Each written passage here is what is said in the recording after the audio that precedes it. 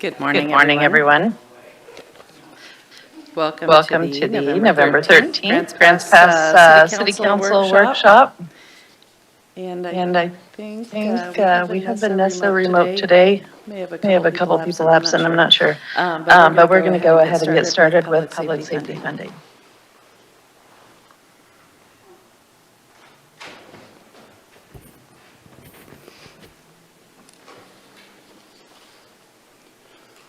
All right. Good morning, Mayor, Council. Hey, staff. Today we're going to do a tag team presentation with myself starting off. You're going to also hear from both chiefs and finance director, and then I'll bring it back in and conclude the presentation.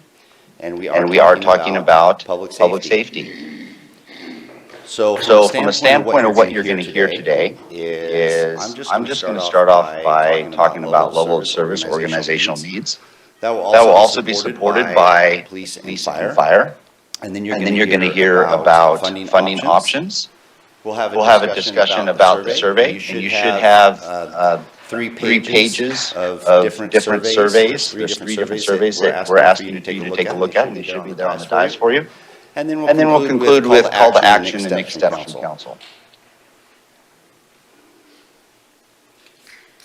Focusing on council goals for today, there's a couple of main ones that we're talking about, which is really enhancing community safety, maintaining necessary public safety infrastructure, and enhance a safe and secure environment for our community and our workforce.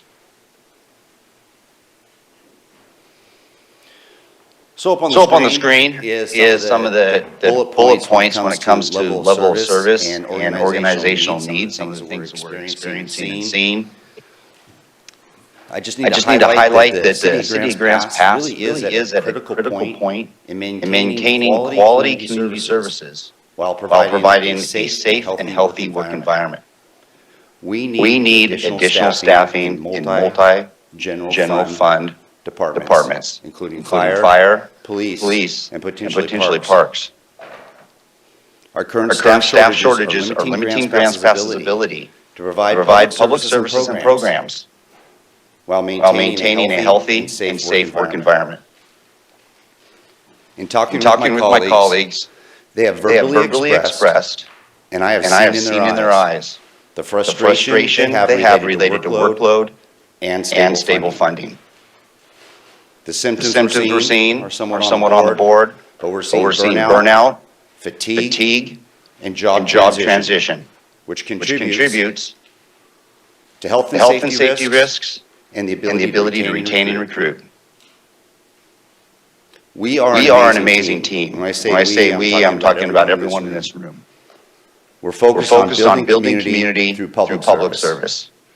And I look forward to working with council and helping to identify and implement a level of stabilized funding to address our communities and organizations' needs.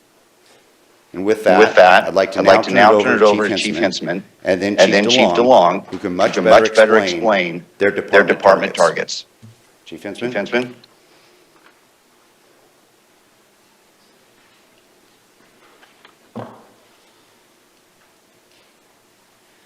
Good morning, Mayor and Council. We're still in good morning, so I got that part right. Let's start.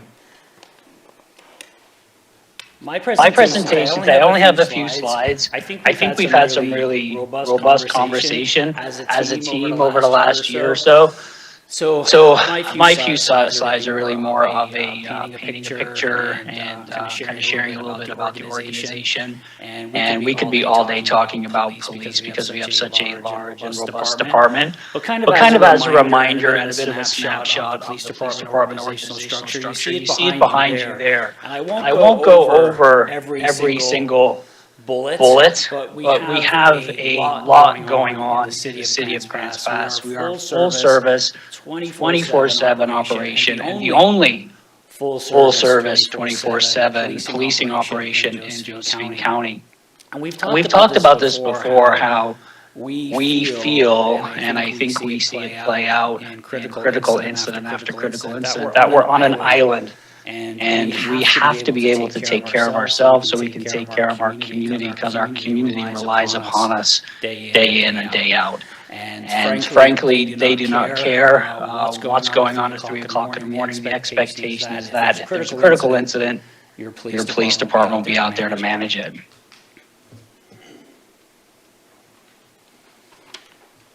Before I go into this slide, I just wanted to share a few notes. And the city manager does a monthly report, and this couple of notes that I'll read highlight from just September. And it's not up there. This will go into this in a second. But on the monthly report from September, I just wanted to bring to your attention that records and dispatch answered 9,100 calls for service. And 4,854 calls were 911 emergency calls. That's a really big number. But also, we've talked about our staffing concerns and how we're trying to navigate our way through staffing quite often. And just as a reminder, we have 57 authorized full-time police officers. So back in September, not that long ago, one officer was out on protected leave, 3 were off related to an officer-involved shooting, 5 were in a training status, and 4 were in a pre-employment background phase. This ebbs and flows in my world all the time. And it's really because we have a lot of mandates and training takes so long, and even just hiring somebody takes several months. We're just 234 arrests, 262 citations, 24 sobering center lodgings, 326 camps posted, and a number that you all don't hear very often, 98 DHS referrals. And I'll talk a little bit more about Department of Human Resources referrals on my next slide or the slide after. But the slide behind me talks about the ICMA study that was performed in 2014, but it utilizes numbers from 2013. So as you can see, back then, we had about 35,000 citizens and responded to about 46,000 calls for service. Those calls for service are broken down between officer-initiated and citizen-initiated calls for service. So when the study was completed, they recommended 60 sworn police officers. So in 2014, they recommended 60 sworn police officers. Yes.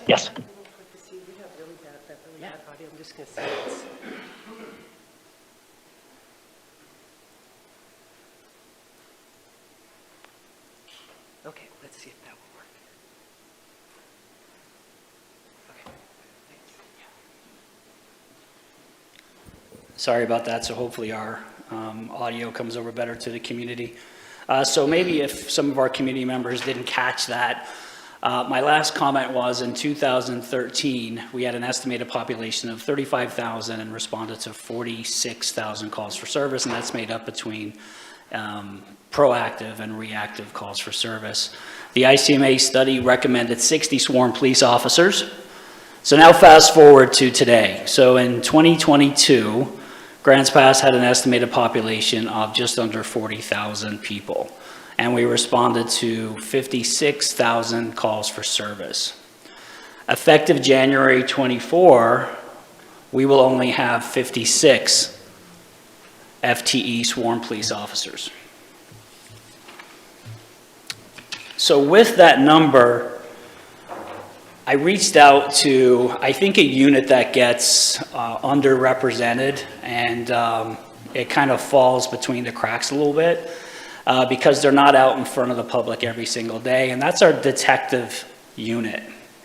So I wanted to read to you just a couple of notes that my detective sergeant shared with me with the amount of workload that they do. Recognizing that our detective detail is ran by a sergeant and 4 detectives, and they need a few more for sure.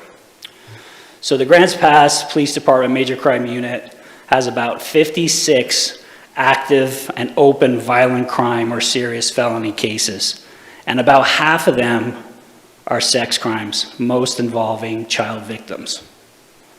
Give you a minute to take that in. This calendar year, 2023, they've screened over 860 DHS cases. These are reports of child abuse allegations, in addition to another 140 sex offenses and child abuse-related incidents. Our major crimes team has investigated 7 homicides in 2023. 3 of them had a county nexus, as well as 80 additional death investigations, such as overdoses, suicides, and accidents. The team has investigated several shootings, robberies, aggravated assaults, arson, etc. Just last week, we were working several new sex abuse allegations in addition to a stabbing assault of an adult male. Detectives are now preparing for several murder trials, which requires an extensive amount of focus, time, and commitment. So I just wanted to share the amount of work that continues to go on every single day, because we cannot say no when a citizen calls in for help. We have to do it.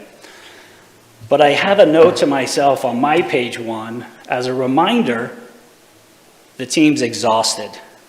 And they're asking me time and time again, Chief, we need help. Please give us help. In fairness, we're dealing with staffing issues anyway, but if we can get our levels up to a higher number, we can be better prepared for the ebb and flow in recruitment and retention. So moving forward, when I got here in 2019, we had 58 sworn police officers, 19 dispatchers, 8 records, 5.75 CSOs, community service officers, and a crime analyst. Fast forward to January of 2024, and that number drops to 56 because we're losing a captain to retirement. We have 18 dispatchers assigned that we're having a hard time filling those gaps. We have 7 record specialists, 4.5 CSOs, and we have no crime analyst. So moving forward, and we've talked about this in a few different sessions, I really believe, and I wouldn't bring numbers to the council if I didn't feel they were necessary. And before I even read the last two points, I believe in reevaluating your resources every single year anyway. But I believe right now that we need to rehire all of our lost positions. We saw a significant loss because of budget cuts over the last couple of years, and we're feeling it. And I'll go back to, we're exhausted. So all of those positions that are lost, somebody else has to take it up in the form of a collateral duty. I can even share as a simplistic example that I, as the police chief, had to focus on our emergency generator recently to make sure it's actually working. You know, there's no job too small. I can get my hands dirty with the best of them, but I don't know anything about emergency generators. So I had to focus on that to get the right people hired and come in and review and kind of move forward on that. So rehiring the lost positions is something I feel we absolutely need, and I sincerely believe we need to increase our police officer staffing to 62 full-time police officers. I believe this will be best served if we do a multi-phased approach. And that is my presentation. I believe we're going to wait for questions, and then I can introduce Interim Fire Chief Randy DeLong.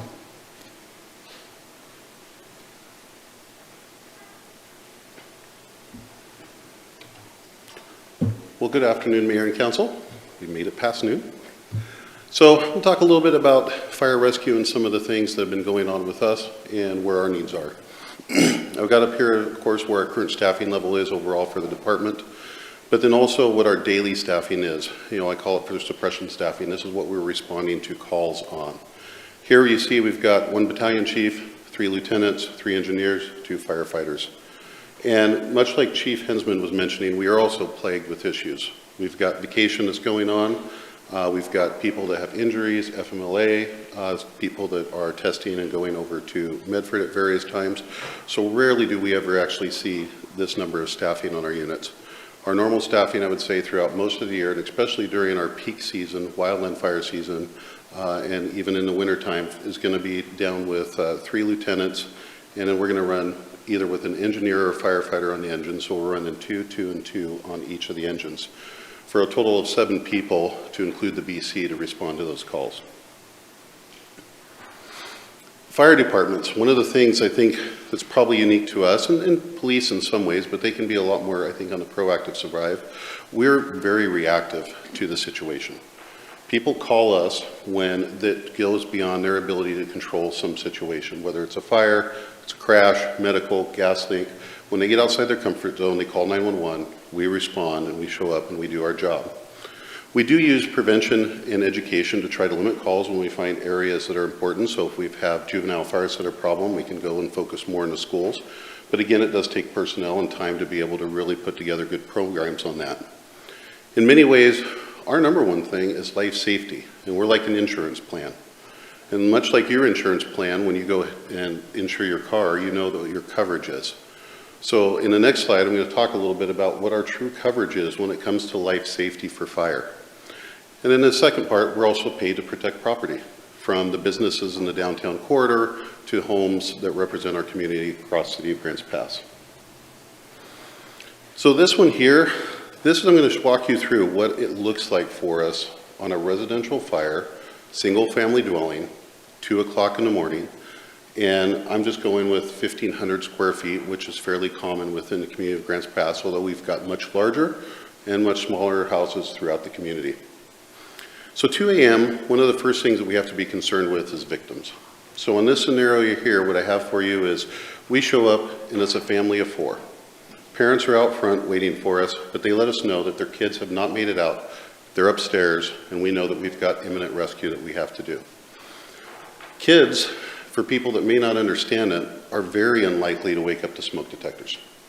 I one time had my smoke detectors going off in my house with my kids. They were failing, of course, at 2 a.m. And I went through and searched through all the detectors, and I finally found it in my daughter's bedroom. It was the very last one I checked, the last one I had of like 7 of them. I had the lights on, it was completely sounding, and during that entire time from me going up on the ladder and replacing it, or taking it down at that point and replacing it later, she never woke up. So kids waking up to smoke alarms just is not something that happens, and that's why we have to be prepared, and why our number one thing when we show up on scene is we're thinking about rescue. So we show up on scene, and we're told that the child's upstairs in, let's say, the back of the house. We have 2 people on the engine. They show up, and we're kind of mimicking, this is up in the northwest part of town. So you're looking probably 8 to 10 minute response for the next engine coming from Parkway to get up there. 2-person crew, they're going to go to the backyard, they're going to find the window, they're going to take the ladder, they're going to throw the ladder, they're going to break the window, and that officer or firefighter or engineer, depending on who's with them that day, one of them is going to go interior to go ahead and locate the victims. I'm going to make it even easier in this scenario. The victims are in the same room. They have a shared room, and they go in there, they locate a bunk bed, and our crews are well trained. They're going to go right to the very top bunk, find that victim, bring them to the window, hand them to their partner. That partner is then going to carry the victim down. They get down to the bottom of the ladder, they now take the victim, and they put them on the ground. For a child, succumbing to the smoke and gases inside of a structure is very real. They're smaller bodies, they're going to succumb quicker, which means it's very likely the person's either in respiratory arrest or cardiac arrest. Given the age and the fact that it is a respiratory issue, it is something that we can have a really good chance of reversing if we can go to immediate action on them. But that's not something you can do with 2 people, because as I mentioned, you've got another child that is still upstairs in that room. You've still got the other person searching to grab the other victim. So down below, it's kind of that decision. Do you go up and make the second rescue, or do you start immediate care upon the victim that you have on the ground there? So that talks about the search and rescue and care of the victims that we have. Then we go into the other important positions, IC. IC, that's a person that's going to show up and take charge of the fire. Normally, we'd want one of our lieutenants being able to do that, but again, in a scenario like this, they're going to be both working. So it's going to be that battalion chief or next in engine, depending on who's closer, kind of taking that lead role. Their role becomes really critical because they're communicating with the ambulance as they're showing up and other engines on where to go and what to do next. And that outcome can actually really affect getting a person to the hospital. They have to be really organized in a very short matter of time. Engineer, we have an engineer that operates the engine. That person's job is to ensure that water maintains through the hose lines, that when we start attacking the fire in the interior, that the crews don't go without water. I've been inside of a building before when they actually lost water. It's not a fun thing to do. It's a very dangerous situation, and so we want highly trained engineers on the outside to really quick those problems when that happen. Attack crew, we send 2 people in to attack the fire. Their main job is to go find, locate the fire, and suppress it. Backup line. That crew is on the outside, but also can go inside depending on the situation to either help the interior crew, but in the initial beginning, their main function is basically be ready in case something happens to any of the firefighters on the inside. You know, one of the things about our job is we're going into an extremely hazardous environment. And we're doing so in a situation where once we go in there, oftentimes we come to zero visibility. We're not able to see, especially when we start fighting the fire. Once we put water on it, we lose almost all visibility. You have an officer that has a thermal imager, but everyone else is going to be blind, and even equipment does fail at times. So even the officers have to be prepared to just go into that hands and feeling only mode. That's why we train so well and work so hard on our training to make sure that whenever we do it right all the time, and that we're able to go into those blind areas and do that. We have people on the outside to assist lines. Unfortunately, when you show up to a fire at someone's house, they've got vehicles, they've got the little things, decorative things on their front porch, they've got corners. So as a crew's inside pulling that line, all it takes is getting caught underneath a tire or something else, and now they're stopped, and they're not moving anymore. And without someone on the exterior helping us to move that line, they're not going to go very far, and that person's going to have to come out from the inside to do that work, again, slowing our progression down. Ventilation. We put people up on the roof, ideally, to go up, cut a hole. Sounds kind of odd and strange, but it is the best way for us to relieve those hot gases and smoke out of the structure fire. And the combination of doing that in coordination with our attack crew can do some of the best outcomes if we've got multiple victims inside the building, especially if we're trying to perform rescue at the same time. RIT. RIT is something that is more of a OSHA thing, but basically RIT is there so that we actually have dedicated people to go in and take care of firefighters if something happens to them. I mentioned earlier about the backup crew. That's their initial job. They're quickly going to end up inside helping the attack crew. A RIT team is staffed with 4 people because when we go inside of a fire, we're wearing 75 pounds of gear and we're on air. So they've got to be able to go into that same blind environment, find the downed firefighter, switch them over to air and make sure that they're actually on good air, because oftentimes either A, they're out of air or they've lost their mask, and then be able to carry that person with their body weight, all the gear, the pack, and the additional 75 pounds of equipment out of the building. That ends up to a total of 22 personnel. How do we do what we do now when we show up on scenes? We've actually gotten very lucky over the years, but we've had some really, really close calls. Most recently, up on Candler, we had a large fire this last August. This was one of our closest calls that we've had in a long time when it comes to especially children having issues with inside the fire. This fire happened in a neighborhood up there that was really close to an off-duty Medford firefighter. That off-duty Medford firefighter also spent years as a student with us before leaving and going over there. He showed up, he actually saw the fire, saw the smoke, he left his house, told his wife to call 911. He didn't even worry about that. Said, you call 911. He went over there. He kicked in the front door, and there was heavy smoke inside that front room. Went and grabbed 2 victims, both young kids, and brought them out to the front yard. He then thought the house was unoccupied based on what neighbors are saying, but the parents got home and found out there was a 3rd teenager that was in the back bedroom. He went back in under some serious heavy smoke conditions, fought his way back to the back area of that house, located the child, and was able to hand him out of the bedroom. When we showed up on scene, you can see the amount of fire that we had that was going on. You've got 2 houses that have holes in the roof, and that's because we've had one house that was almost about 30% involved, and the other house had fire that was already extended into it. If you look in the backyard, you can see the amount of charring that sits back there.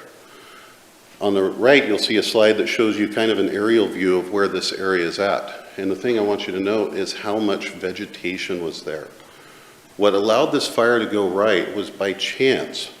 We happened to have extra staffing on that morning early because it was going to be a 100-degree day. It was something that we do during the summertime because of how hard and extreme the conditions are when you start getting in those higher temps. We also happened to have a technical rescue team that was training. This brought an additional 9 personnel that normally would not have been on duty. They were able to quickly get there and deploy lines and stop that fire progression. Adding in the fact that Manny was able to go inside and rescue all the kids out of there was all just pure coincidence and luck. Had it been normal staffing and not have those things going on, it would have been one of those nightmare fires that we would probably have some serious consequences with kids. And I would say progression there, based on my experience, it would have progressed to at least the 2 houses or at least properties behind it, as well as the 2 that already did. So we are needing more at staffing just to be able to do our job and provide our mission. As fire rescue, we are the only ones that respond to fires. We do a lot of other things. We go to medicals, we go to crashes, we get help from PD, sheriff, from AMR, but when it comes to fires, we are the only ones that are trained and have the appropriate gear and training to go in and take care of that. Similar to what PD's recommending, we're recommending a phased approach. If we're starting with ensuring that we have 3 people at Parkway, and then building upon there, looking at our 1710 standards, which allows for us to get 16 people on the first alarm. So, turn it over to JC Raleigh. Well, that's a hard act to follow. So I have 3 funding options in front of you. These are the same 3 that have been brought forward to you before. On all 3 of these options, I'm going to talk about the potential timeline to implement and the funding associated with those. So with the utility fee, if we go with the previously discussed transportation model, we're looking at about a 90-day implementation. However, John Ghilarducci on April 3rd, 2023 did talk about a potential 7 to 9 month implementation if you wanted to design your own utility fee that needed its own data to back up those charges. So we would have implementation and testing into that current system. The funding for $1 million is approximately $339 for a single family residential, and that's with the transportation model, and $1130 for a commercial A. With the food and beverage tax, with the new information from memo 064-2023 and 065-2023, we think that there's a potential for a 9 to 12 month implementation as far as software procurement, implementation and testing, as well as legal language. We do have 3 cities in the state of Oregon, Ashland, the city of Yachats, and the city of Cannon Beach, to leverage their municipal code. However, they do have certain specifics in there, like caps on certain things. So there's still policy work to be done on your end if you want to implement this and decide what that language may look like.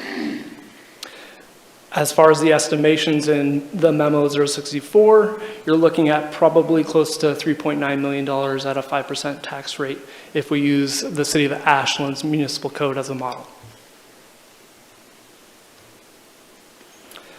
With a retail sales tax, a little bit longer here, about a 12 to 18 month implementation. Software procurement, implementation, and testing. And then concurrently, there's probably some legal language that we would need to go with an outside consultant to help us with that. We would be potentially the first city in the state of Oregon to have a retail sales tax. And so developing that language, we would want to make sure it's not challengeable. And so that may take some time. In doing some precursory work and looking at the state of Washington's codes, there are a lot of exemptions to a retail sales tax. And so we would probably need to go through a bunch of code, a bunch of examples to develop our own. The potential funding for a retail sales tax, with the 2015 criminal justice sales tax parameters as a basis, with the $1,000 cap, you're looking at approximately a $4.6 million per year. Without the tax, somewhere between $6 and $8 million with the state of Washington cities that we use as examples. And with that, I will turn it over to Aaron to talk about the survey.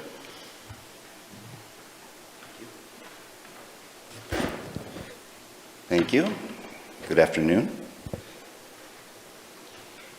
So on the dais, there are 3 sample draft surveys for your consideration.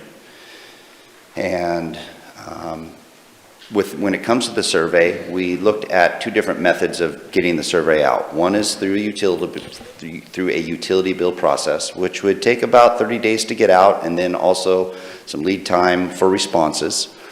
because we would need to wait during the time that we get those out. So you're looking at a little bit of time before you actually start to get responses back. Because of that, and staff does have a recommendation that maybe we do an electronic type of survey, and we would do a posting of that survey and have that out for the public. It would be a non-lockout. So what it would do is we would have an actual link to the website, and you click the link, you do the survey. And so the survey would then also ask for your address, and that would be sort of just a honor system thing. We'd ask what business you have within the city or what residential address you have in the city. So they would put the address in. Once the address is in place, then they'd be able to do the survey. We would also be able to track URLs and where the surveys are coming from. Say, for instance, 50 people from, say, a business responded. It would show 50 hits, and we can calculate those and report those to you, so we can give you total everyone responded type of survey results, or we can break it down to individual URLs, or it could be one person sat in their house and thought it was important enough that they needed to respond 50 times. You'd be able to see that one URL did respond 50 times to the survey. When it comes to surveys and being statistically significant, the smaller the sample, the larger the percentage size you need to have it be statistically significant. So if you were to just go off of, we would like to have at least each utility account respond, you would need to have a sample size of 374. Total population of Grants Pass around 40,000, it would need to only be 381. And that's for a 95% confidence level with a 5% margin. The three options that are on the dice for you, there's one that was submitted by a counselor. We did a slight modification to the one that was submitted by the counselor, and then also we did a modified version that focused the responses on the funding mechanism itself and sort of took the dollar amount out of that for that focus area. And those are there for your consideration. We would be able to get the electronic, if you just decided to do electronic, we'd be able to get that electronic survey out within 2 days. We'd be prepared, so we can have a really quick turnaround time. So if council determined they wanted to do a certain survey and they would like to go with one of the three drafts that are on the dais, and you provided us with guidelines to do the survey as soon as possible, we'd be able to have that survey out and live within 2 days before the end of the week. Now, you've heard a lot of stuff. You've heard, I introed with the concern of staffing levels when it comes to levels of service that we're providing the community and the health and safety of my colleagues. You also heard something similar from the two chiefs with some more specifics with regards to the ask. You also heard from JC, who talked about the finance options and the three different mechanisms the council wanted additional information on. So from a call to action standpoint, it is at council's discretion. Although staff is beginning the budget process, and the sooner that staff receives council's decision on future allocation of resources and level of service, the more efficient the budget process will be. The level of service, we're asking that council concurs with staff's operational staffing necessity to meet current levels of service, and would move forward with future discussions when we're talking about funding needs. We'd be talking about funding needs based on the recommended levels of service that you heard today from both chiefs, or level of service could be further identified by council. And then also the other option is from council's preferred funding mechanisms. There's a number of funding mechanism options you have. Provide direction to implement a utility fee and sales tax. Provide direction to implement a utility fee and food and beverage tax. Provide direction to implement a utility fee. Provide direction to implement a sales tax. Provide direction to implement a food and beverage tax, or also wait for the survey results. I do want to note that if, say, council said we want to implement a sales tax or say a food and beverage tax, because of what JC mentioned, it will take months to implement, especially if it's a general sales tax. So likely there'd be a stopgap measure that would need to be in place. And maybe if you were wanting to do a sales tax in some form or fashion, a utility fee could be a stopgap measure also in the meantime for that to happen, just so you have that recognition of revenue coming in to maintain the current level of service. Similar to what we did back in 2013-14 when we did a $1 million revenue from the utility fee to help pay for jail beds as a stopgap measure. And then when the jail beds were reinstated at the county level, that fee went away. So that was just an additional little item. So survey, which one do you like? Would you like more wordsmithing on? And would you like electronic? Or would you like it to go out in utility bill? And then also level of service, asking for council's concurrence or an identified level of allocation, and then the preferred funding mechanisms for further discussion or recommendation. And with that, Mayor, I turn it over to you. All right, thanks. That's quite a bit of ground to cover here. Let's take a step back for a minute, and rather than talk about the survey first, does anyone have questions for one of the chiefs? Rob? One of the chiefs, no, I had a question. Well, actually I do, but actually I can save that. I had a question for JC or for Aaron. Okay, does anyone have questions for the chiefs or about level of service? Valerie? Well, I think it's kind of about the full service, because in looking at the requests for having the 62 officers and the ratcheting up the number of firefighters as well, what number are we talking about with that, with those service? I mean, we kind of need to know that, I think, right off the bat. So what numbers are we looking at for that? Counselor, can you ask that question again, so Well, I'm just saying that, you know, with the adding on, and I know it's going to be incremental, but getting to 62 officers and building up to where we have 3 firefighters, which we've needed for a long time, what is the amount of money that we're talking about that we're going to need? Because if we're going to choose something, we want to make sure that we choose to where the money is there to do that. So I just want to know my numbers. Well, the numbers, one of the things when it comes to the police end of it, the 2 requests would start, besides the getting to 62, that also includes bringing back the cuts from the previous 2 years. And so then you're looking at hiring a certain number of FTE. The chief might be able to explain the number associated with, we would backfill what we had cut. And then in addition to, and then JC might be able to come with a number. He has a number of what that would potentially be for that ask. Yeah, obviously we took a look at this to bring back the team that we lost over the last couple of years and to increase our staffing to 62. We're probably looking at anywhere between 1.2 million to 1.6 million. And that is a guesstimate from me, but I think it's a pretty accurate guesstimate.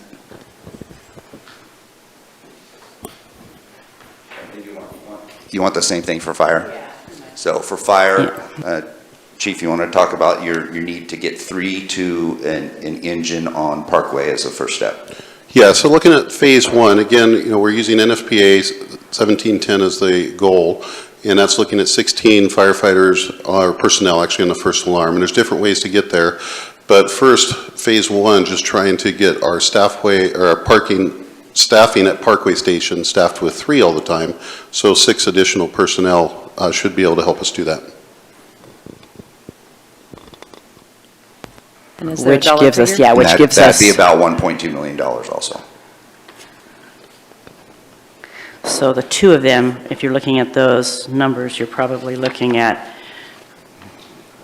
3 million, kind of just estimate. I guess I'm just trying to put it in perspective, because I know, you know, we've been talking and rolling around the numbers of we need 6.5 million to get us minimally, knowing that that's not what we're really needing.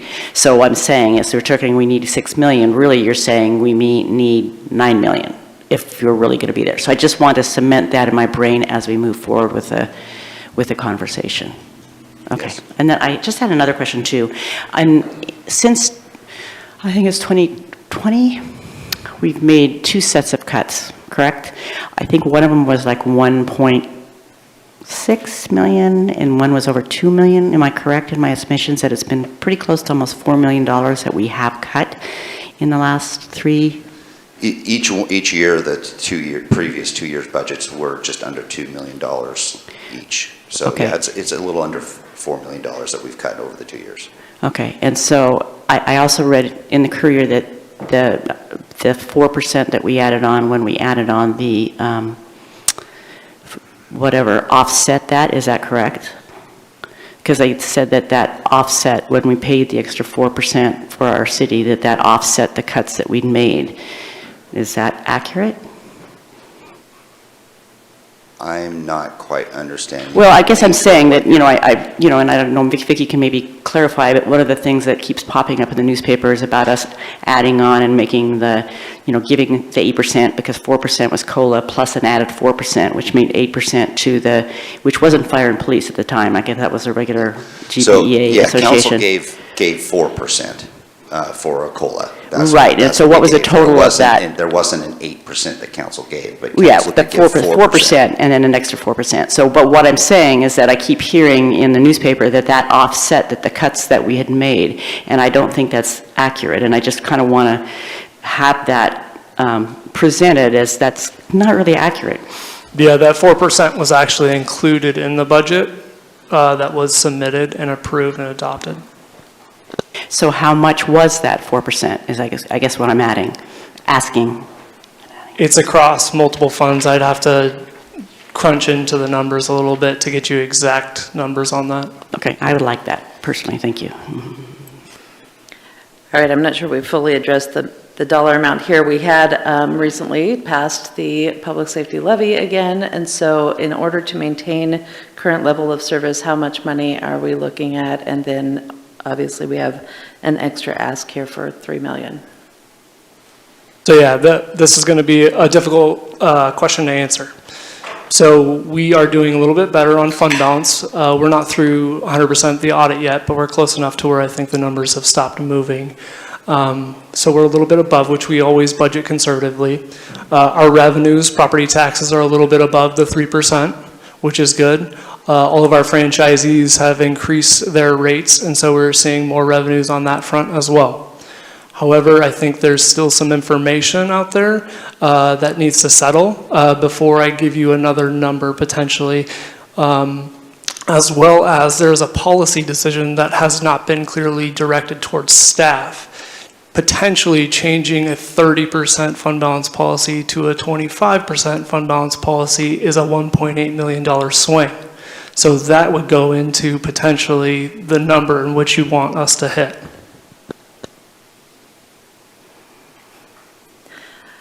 All right, we're solving a math problem here without all the numbers. It's very challenging.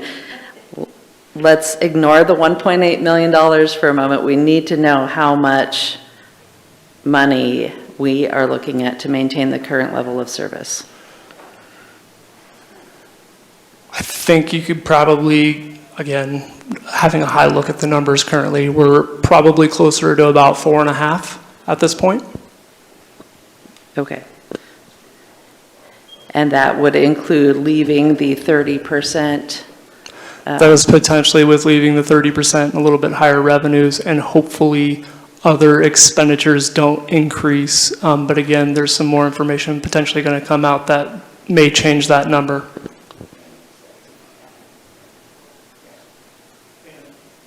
And that's not adding what the staffing request is as well. Yeah, you'd want to add another $3 million to that to make the request that we're asking for the needed operations within the organization. Okay, so levy plus $4.5 million gets us to current level of service, some of which could be attained by making a change in the reserve policy. Correct? And then you're also asking for approximately $2.4 to $3 million for additional staff. Okay, thank you. Brian, did you have a question?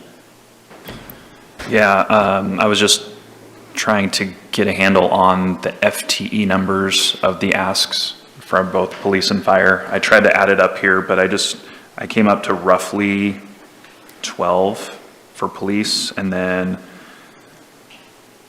for fire, I think it might be 9, but I just wanted to see if you guys could clarify that.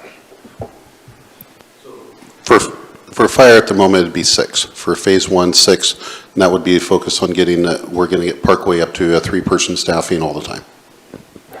Okay, so that's phase 1. So if you had 3-person staffing at all 3 stations, how many FTE would that take?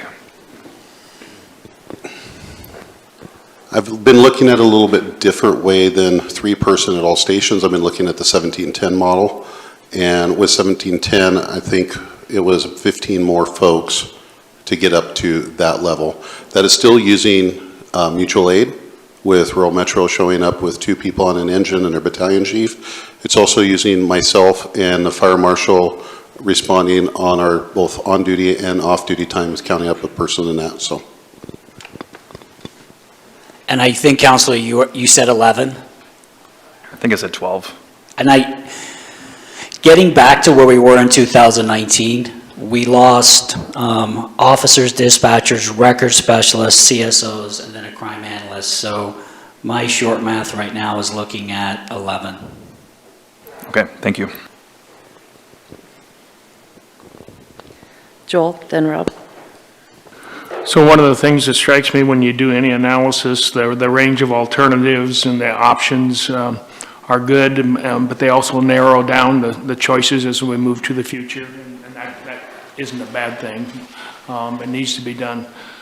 As I looked across the state, there's a lot of consolidations going on, and I know we're on an island, but there was consolidations of fire districts and different things like that, different options that we don't have before us that maybe as we move ahead into the future, I'm not sure we can address that today in a timely manner, but at least ask the question and follow through on that for the future to see if it makes any sense.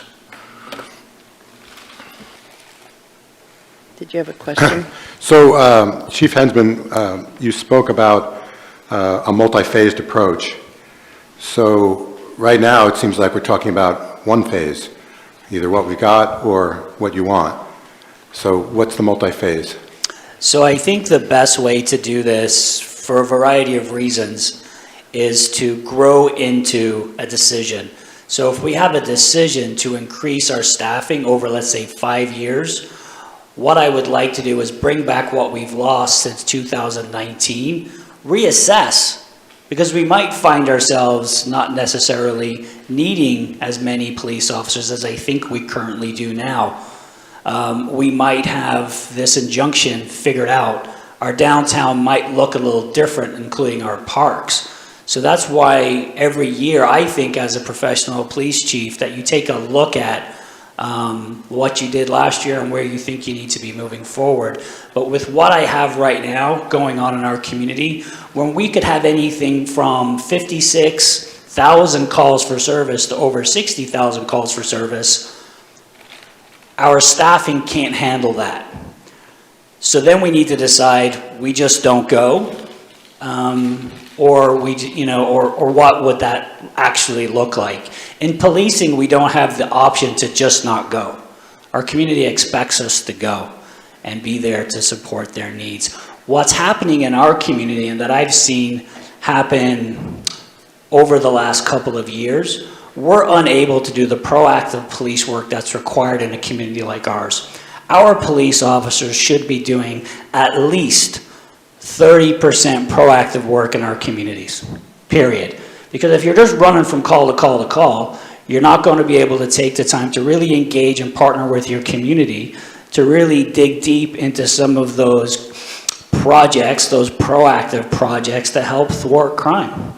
Even over this last weekend, I know we had a downtown break-in. I think it was an antique store where some stuff was stolen. I'm not sure we can even look into that. That patrol officer, that patrol team, they have to move on to other calls for service. And I mentioned that our investigative team, they have violent felonies that they have to work. I'm not sure when they're going to get to it. So hopefully that answered your question, Counselor. I'll just add to it also. It's pertaining to an internal capacity also.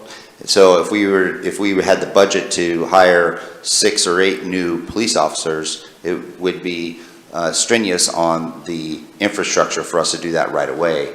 And like Chief Hensman mentioned, the concept of $3 million for the next year just to do this is not what we're asking for. We would be looking at a phased-in approach where we would bring back, say, for instance, the ones that were the resources that were cut in the past 2 years, maybe add 2 new police officers, reassess, and so you'd be stair-stepping that. So from a revenue perspective, council would have an opportunity from a policy perspective to stair-step associated levels, the internal levels of the organization with a revenue stream and not have it all at once.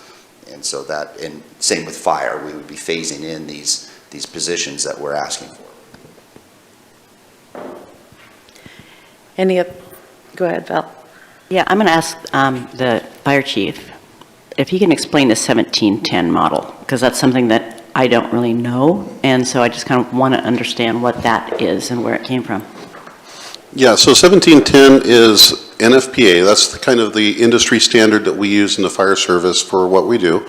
They call it recommendations. However, it's a recommendation till OSHA comes in after you had some type of incident or violation, and OSHA uses industry standard as where they go to for a lot of these things. So for 1710, what they're recommending is that we have 16 people on first alarm for a 2,000 square foot residential structure fire. This is not an apartment fire. That's actually 27 folks, and it's definitely not high rise, which we don't have any of to worry about. So this is focused there, and what it's really focused on is everybody's got an assignment. When you show up, you've got the incident commander, you've got your 2 attack teams, you've got your people that are actually operating and helping with the hose on the outside, you've got your RIT crew, you've got the crew that does ventilation, and then you've got your person that's operating the engine. If we were responding an aerial first out, which we don't on most residential fires, we do on commercial fires, that number actually goes up to 17. And so that's who sets our gold standard of this is what we feel you guys should have to adequately serve and be able to do the operations you need to at a house fire. And that is just for us, assuming that there are others for mutual aid who will come and join? Yeah, there's a time frame, so that's what they call the first alarm assignment. And our first alarm assignment and the time frame in order for people even to get here is going to be our 3 engines, 1 rural metro engine, and their BC and our BC. What does the BC stand for? I was going to ask. Battalion Chief. Okay, thank you. Any other questions about level of service? Joel?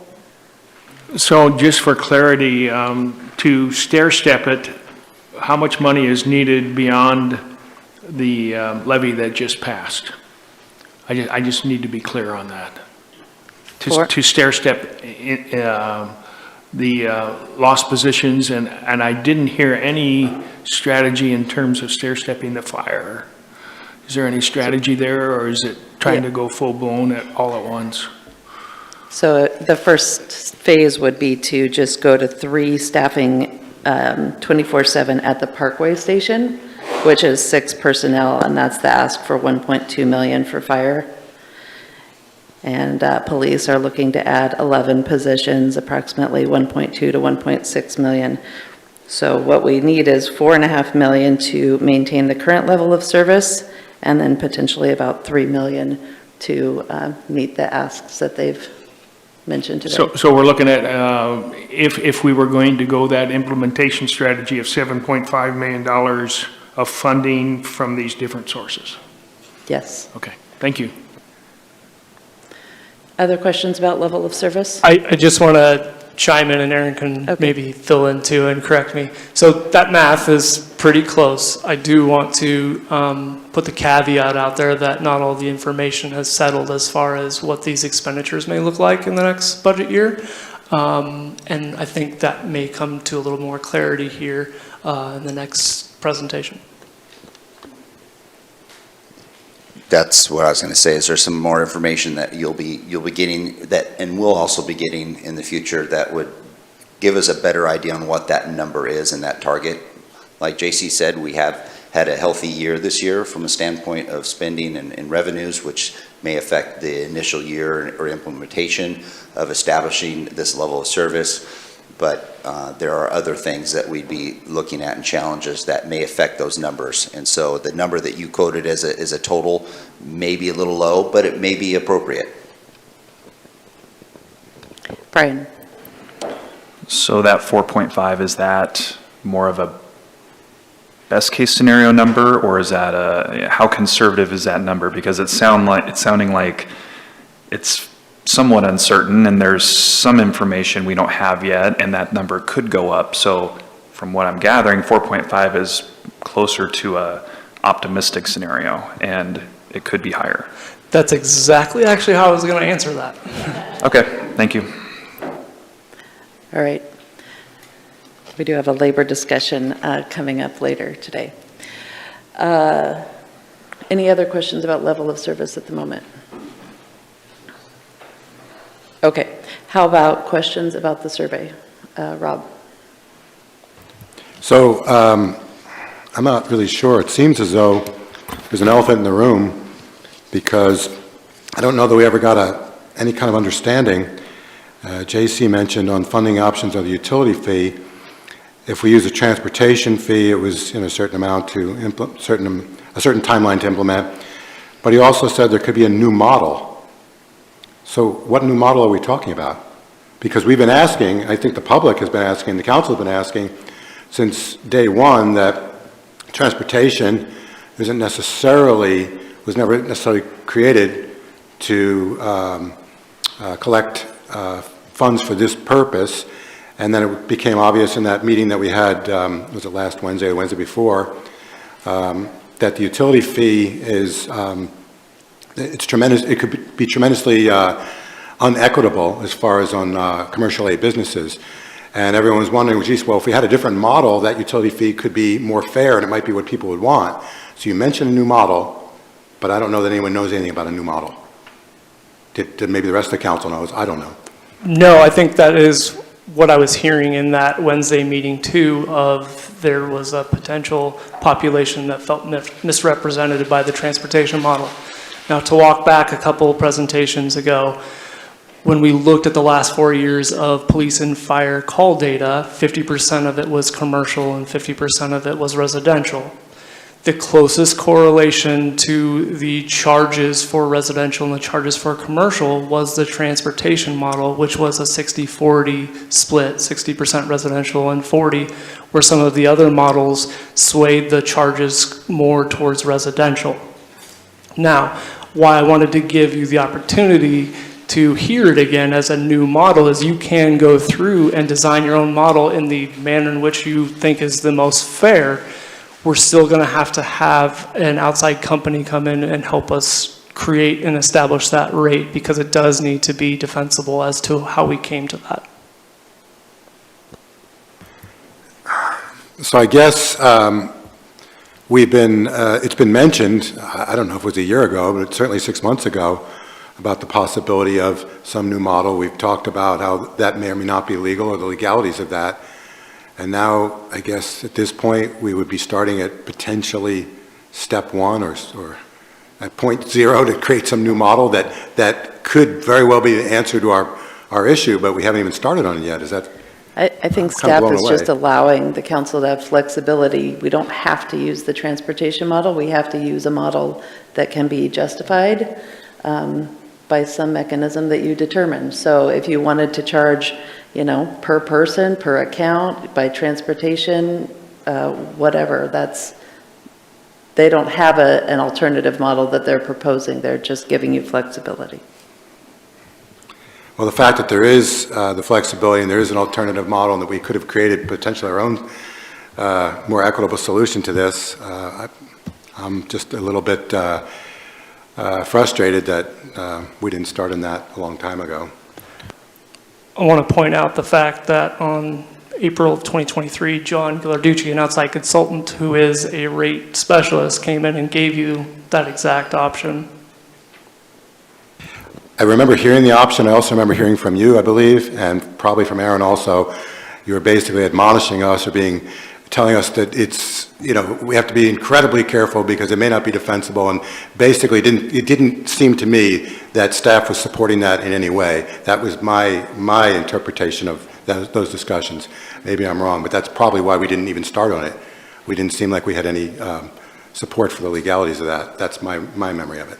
What we did is we provided counsel an admonishment. If you felt it was an admonishment, then we apologize. We didn't mean to come out as an admonishment. It's our job just to make sure that you do things that are legal and defensible. And all we said is if you would like to do a different methodology, it would require this study because it has have to be defensible. Joel? So there is that option that we can moving forward if we decide that, and we're a little bit behind the 8 ball in terms of time, but that is an option.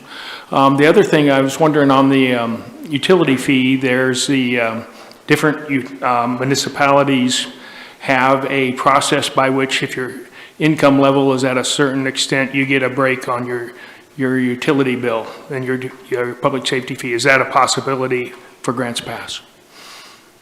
To do a break if you pay something in advance? No, go ahead, Augustus.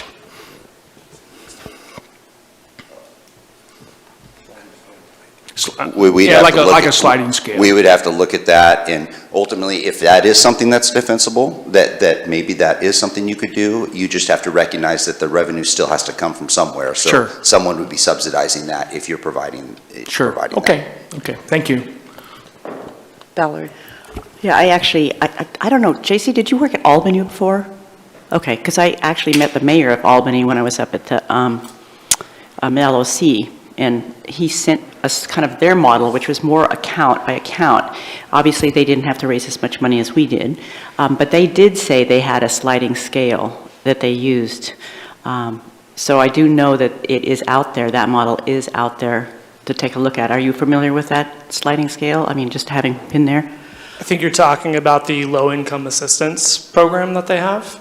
Yeah, and so there's qualifications and there's other examples out throughout the state of that. Currently, the City of Grants Pass does a utility assistance program that they get help from an outside third-party agency.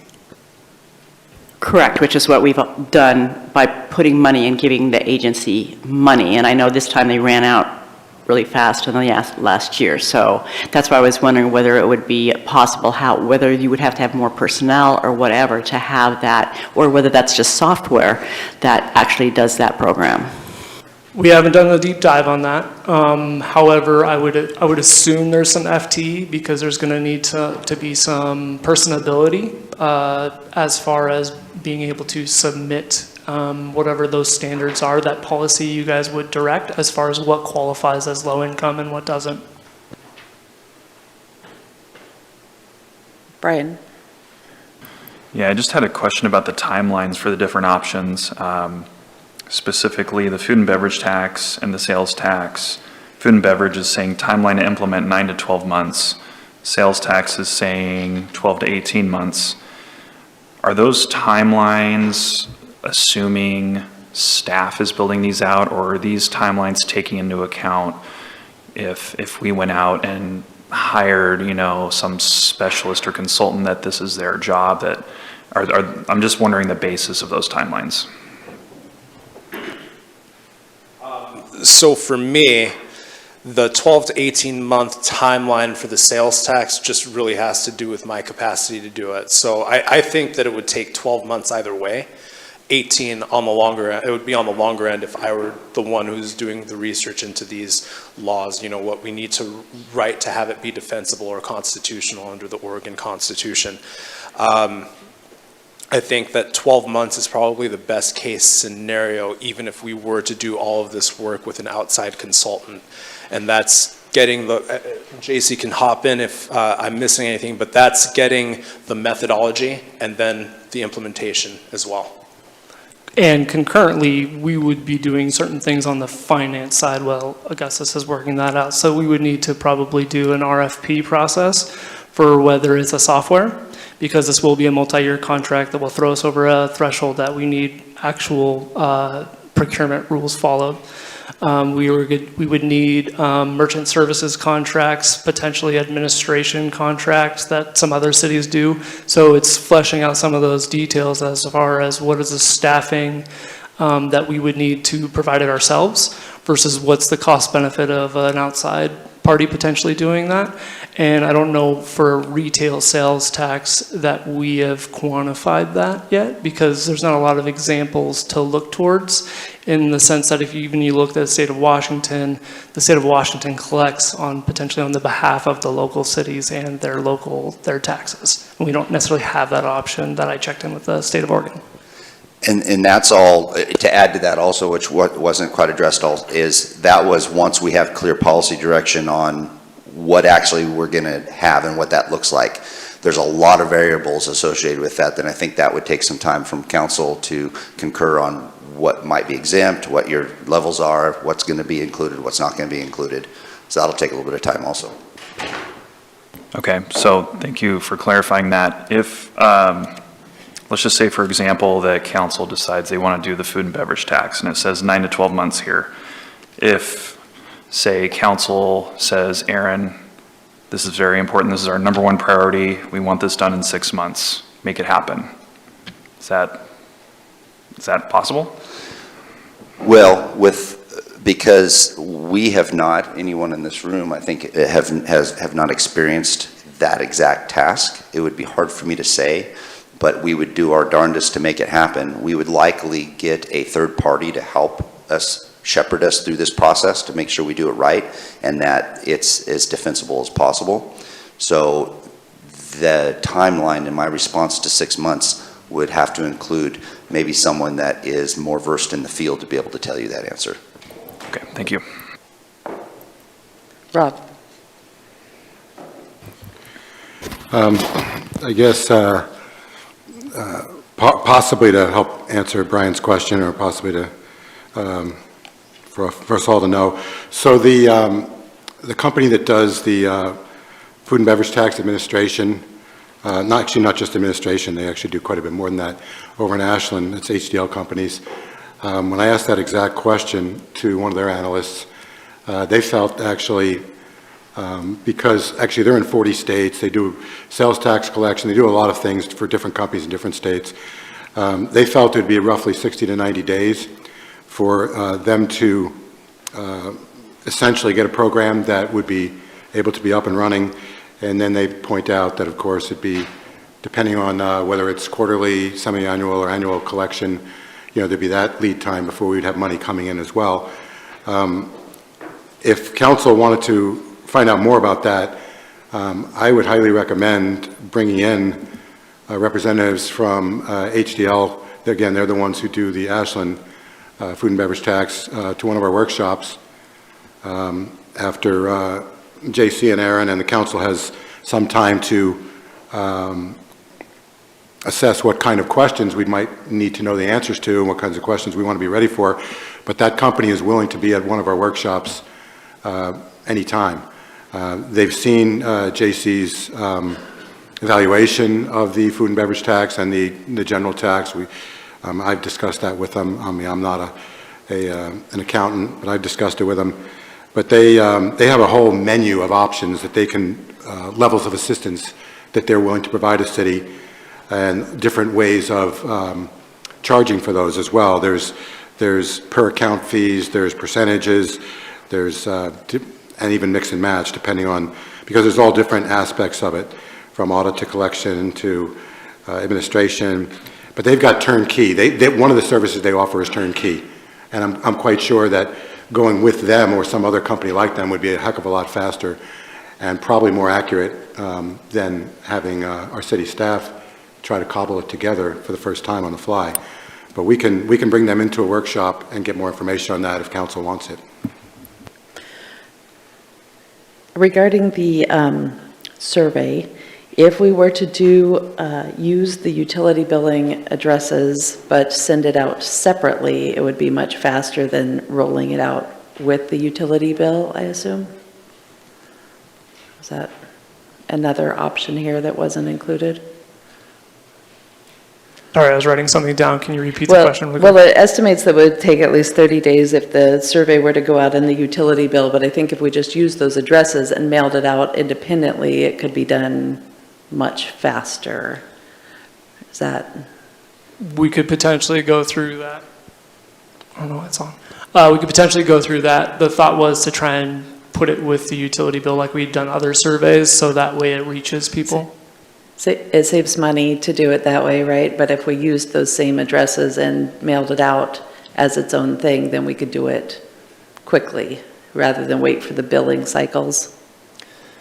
If you would prefer it to be that way, I'm sure we can make that happen. Okay. Other questions right now? Rob?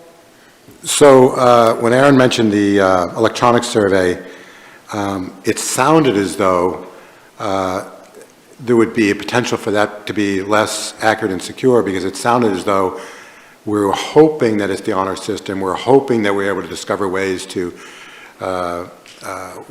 ways that people may kind of fudge the system, but it didn't sound like we had any kind of definite way to know whether that was going to be secure and accurate. Or maybe you can go into more detail.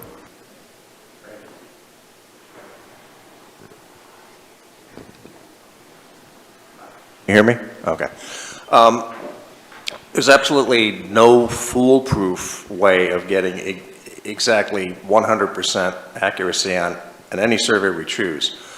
There's a lot of data that we get, such as geotagging, IP addresses. So we're reasonably certain that we can present all that information to you for you to see, so that you can tell which IP addresses may be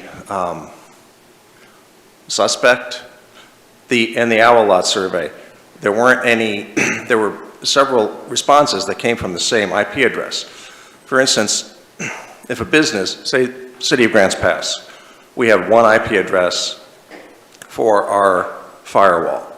So if everybody in this room sat down at their computer and took the survey, there'd be 25 results. But with the other, with asking, what is your address, your residence, what is your business address, we would be able to ferret out that information. It's also, like I said, geotagged. So if somebody is in Iowa and submits a response, we will see that. Now, that could be someone in this room who's on vacation and still wants to take the survey, but there's absolutely really no way of knowing. But it gives the possibility of getting the survey out quickly and broadly distributed. Brian? Yeah, I know we definitely want to get the survey out quickly, and we also want it to be accurate. And I know in the past we've done a survey where, and I forget the survey, forgive me, but I know that there was some sort of unique code that was sent out to every, probably utility account or every address that had a unique code. That seemed, of all the surveys we've done to this point, the most reliable, because if you don't have that code, you can't, fake it. So do we have the potential of doing something like that for this survey? Well, yes and no. We have a potential to do it to a degree. My understanding is that we do not have an email address for every single utility customer. I believe we have, approximately, JC can correct me if I'm wrong, but I believe we have approximately 3,000 or so customers who do not receive a paper bill. They are e-bills. We have email addresses for many of those people, but not necessarily the people who get a direct mail. So if we were to do that, we would be able to have a smaller sampling that's more accurate, but not going out to as many people. Fewer people would have the opportunity to take the survey if we limited it to just the email addresses we have for utility ratepayers. Okay, thank you for clarifying that. So if we did, as the mayor mentioned, if we did some sort of separate mailing that was not a utility bill that went to every account, we could send a unique code to every account if we did a separate mailing. My understanding with the software that we use is that it has to be email generated. So in other words, if we sent out a paper mailing to everybody, it would have the one email address, it would have the one URL to take the survey. The software that we use will generate a different code per email on the fly. And we're also limited to 10,000 emails that we can send out. So we actually couldn't email the entire survey to all of our utility rate customers in 1 month, even if we did have all of their email addresses. Okay, thank you. I believe it was the ARPA survey from a couple years ago. It went out through the mail and it had a unique code. I don't remember, 5 digits or whatever that each user put in for an online survey. So it was, the advertising, so to speak, was done by letter and then the survey was completed online, I think is how that worked. Anyway, there's options. I think, do we have questions still, or are we moving into discussion? Question, DJ? No? Okay, let's move forward on discussion, and we have a couple different issues that we need to address, which is, I guess, potentially looking at how much we're shooting for here as far as whether or not we're going to be increasing staffing levels at all. I'm not personally 100% sure that decision needs to be decided today, but we do need to decide for sure on whether or not we want to go forward with a survey and which one, if we want to go that way. Go ahead, DJ. Sure. Given the uncertainty of confidence of surveys and how we construct this, I'm not in favor of doing a survey whatsoever in any of these options. I would refuse to be bound by a survey that wasn't entirely confident. It's sounding like we can't be confident in any survey that we make, especially when the stakes are this high. So that's my absolute position on this survey. We should not be entertaining this. I think it's time to move forward. We've had discussions. We are the most well-informed group on this issue in the city, and it's time to have that discussion. I'm not willing to wait on a survey. I'm not willing to talk about how we should put it together so we can ragtag the best product possible, because I don't think it's possible to put together a good enough product to be confident in the results.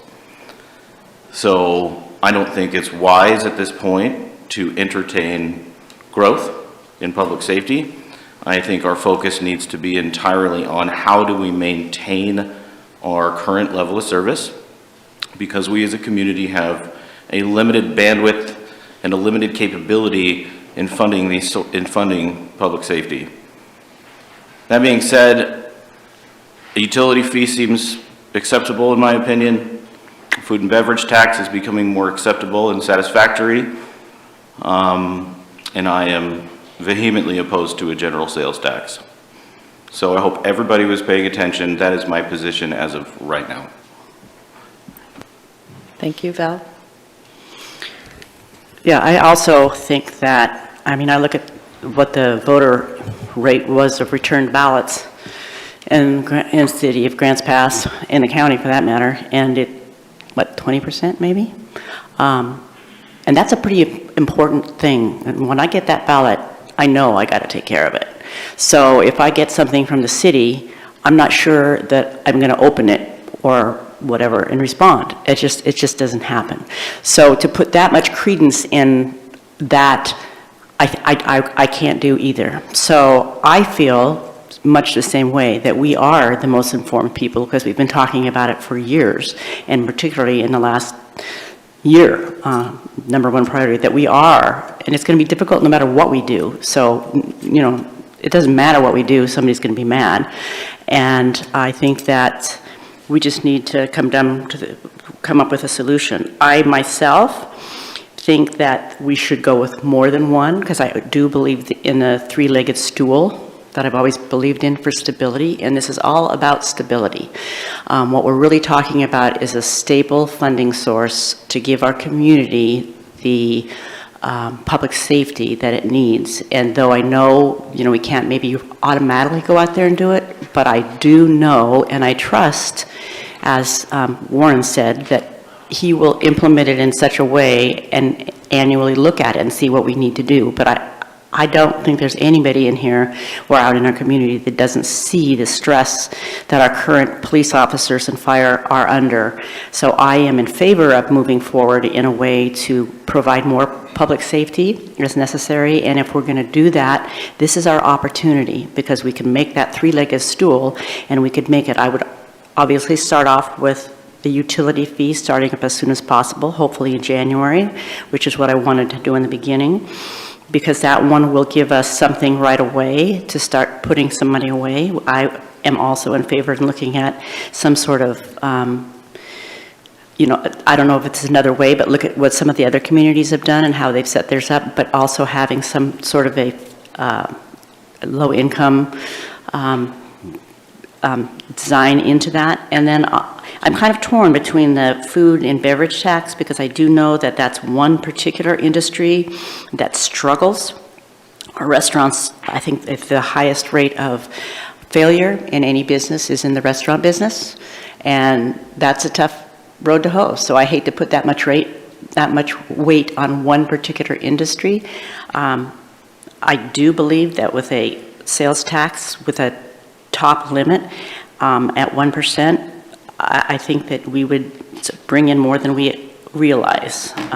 So my movement at this point is no survey, and doing a combination with a utility fee for sure, and then have more discussion about sales, food and beverage tax, and maybe I would feel more comfortable having a forum than going, because I think people who come to a forum are people who are educated on this and really have following along. And I do think we have a lot of people out there that who are doing that. So those are my thoughts. Brian? So I'm going to defend the survey. And yes, we certainly are the most informed people, because we've been meeting on this for years. So yes, we are more informed than the public. What we are not informed on is what the public thinks. And we do surveys for all kinds of things. And we do surveys that are honestly sometimes a little bit silly to do surveys on. Like, we do surveys for some pretty inconsequential things.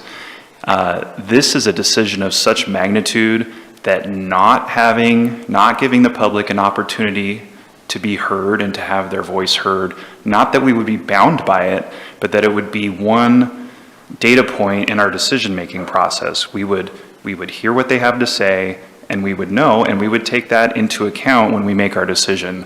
I'm not comfortable making a decision without hearing from the public, because we're asking them to pay more money. And we have a few different ways they can do that. And I would like to know what the public thinks about how they would like that money to be paid.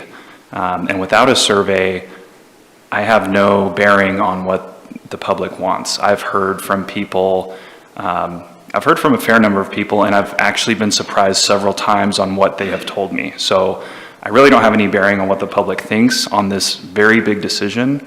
And it would be very difficult for me to vote on one of these without knowing what the public thinks, since we are asking them to pay more.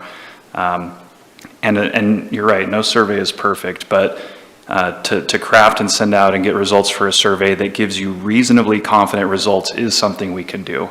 And we won't be bound by it, but it is another data point that I feel that I need, and it shows that we are listening to the public and we care what they think on this decision. Rob? Yeah, originally when we talked about a survey, I was thinking in the worst case scenario with the levy failing, and the numbers are going to be a lot larger for what how we're going to backfill public safety. And in that situation, I absolutely wanted to hear what the public had to say. I'm a little less adamant about it with the passage of the levy because the numbers, especially on the utility fee, are 50% at most of what they may have been. Some of the surveys that we send out that Brian categorized as silly, I would agree with, but by the same token, on those areas, it's not like council were the most informed people in the city on some of those things. So it was kind of reasonable to get input from members of the public that might actually be more informed or may care about those issues than we do On this particular item, I would agree that simply by virtue of the fact that we spent so much more time on it than members of the general public, we just know more about it because we spent a lot of focused time on it. So I would be, you know, I'm kind of okay either way, with or without a survey, for those reasons.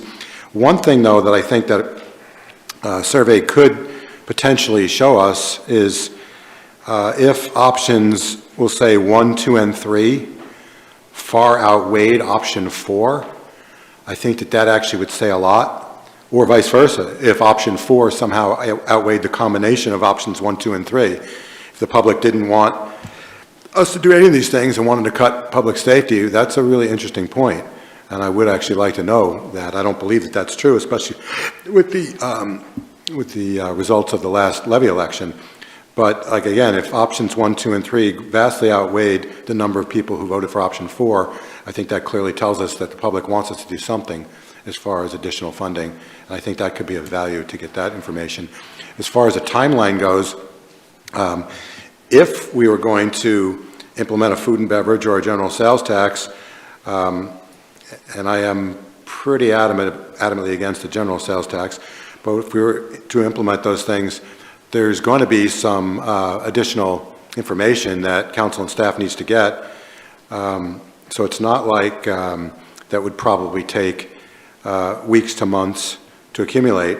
So in the time that the survey in the time it would take to get the results of the survey, it's probably going to line up pretty carefully or closely to the additional information we would need for a food and beverage tax or a general sales tax. So I don't think we'd be dragging things out by doing a survey as quickly as we could. Rick?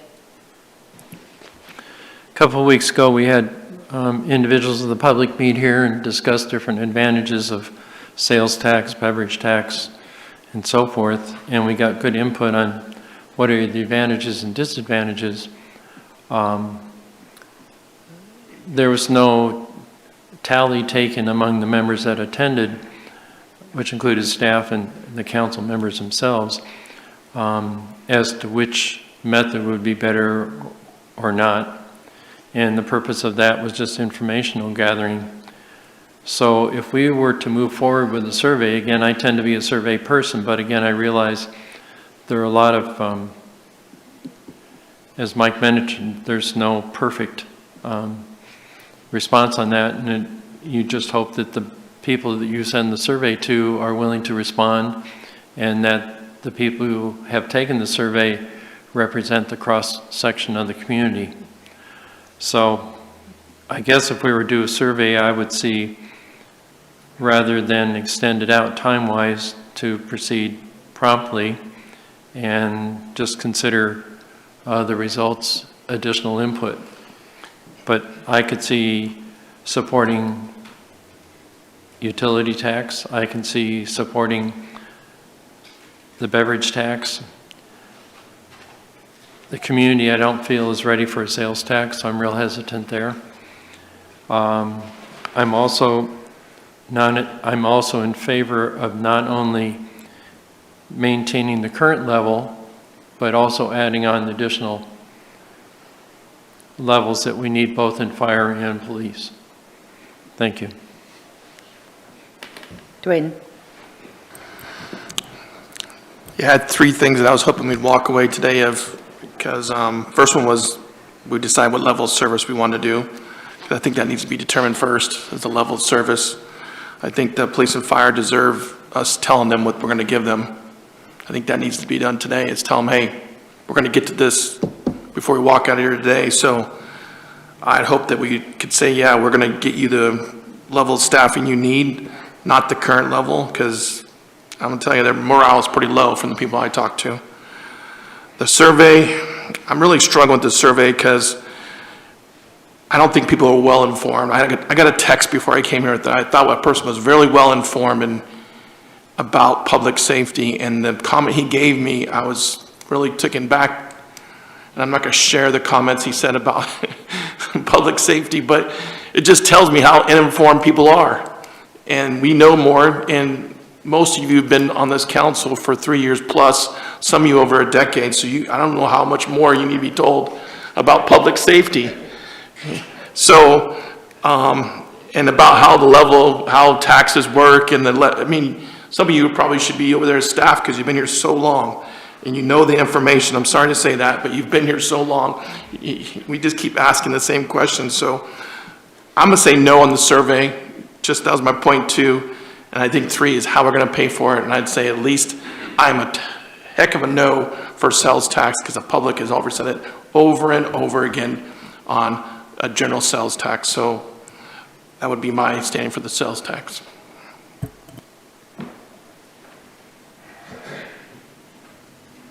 All right, anybody else going to jump in there? Joel? Well, I'll throw in my 2 cents. I think it's important as we move forward that we don't have one segment of the community pay more than their fair share for public services. So I like the three-legged stool concept. The survey is kind of this or that, though there is one that has this and that. I'm not sure what input I would get from the survey based on what I've heard from our community that would change what I'm personally thinking in terms of having a beverage tax and a utility fee, but both of them at reduced rates because you have both of them and everybody pays their fair share.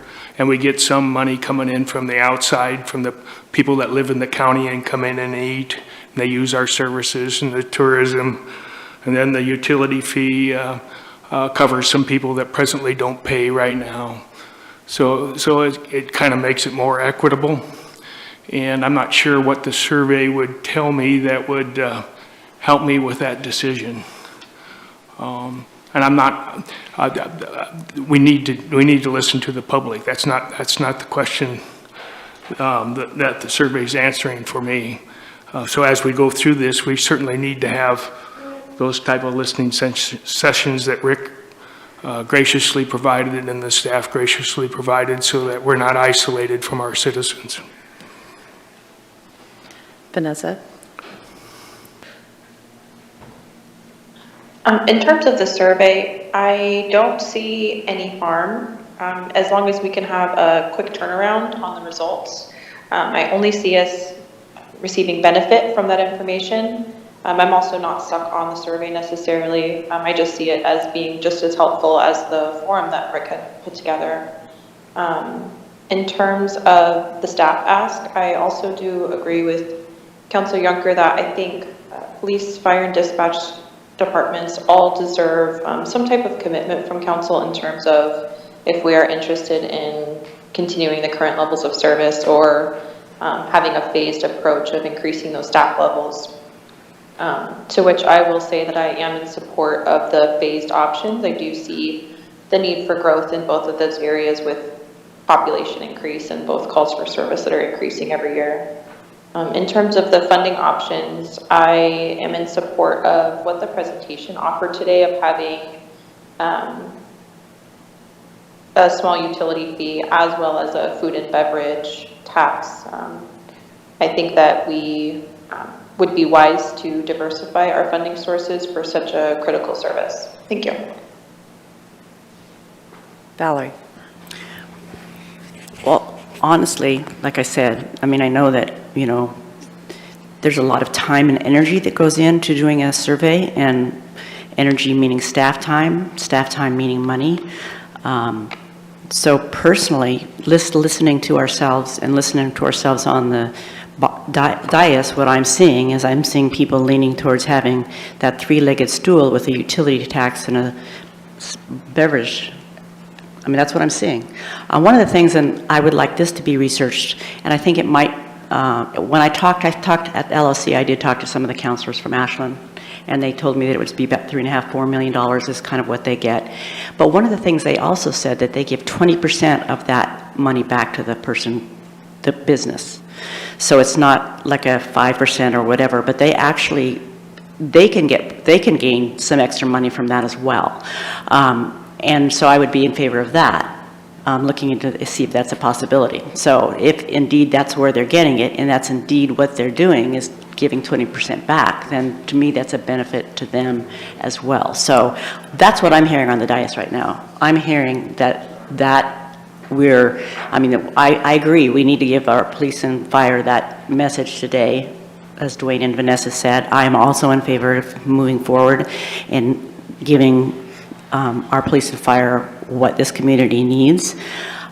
So that's what I'm hearing, and I'm hearing that without a survey. So I just wanted to say that, because that's what I've heard, is a majority being willing to go with the utility tax and the sales and beverage tax, which we could obviously do more research on. And if I'm hearing that right now from people who've gone through this process, I think that it would behoove us to spend that type of energy on putting out the survey. We should definitely have some sort of forum about it to discuss it further for people who are truly interested in it, but that's what I'm hearing.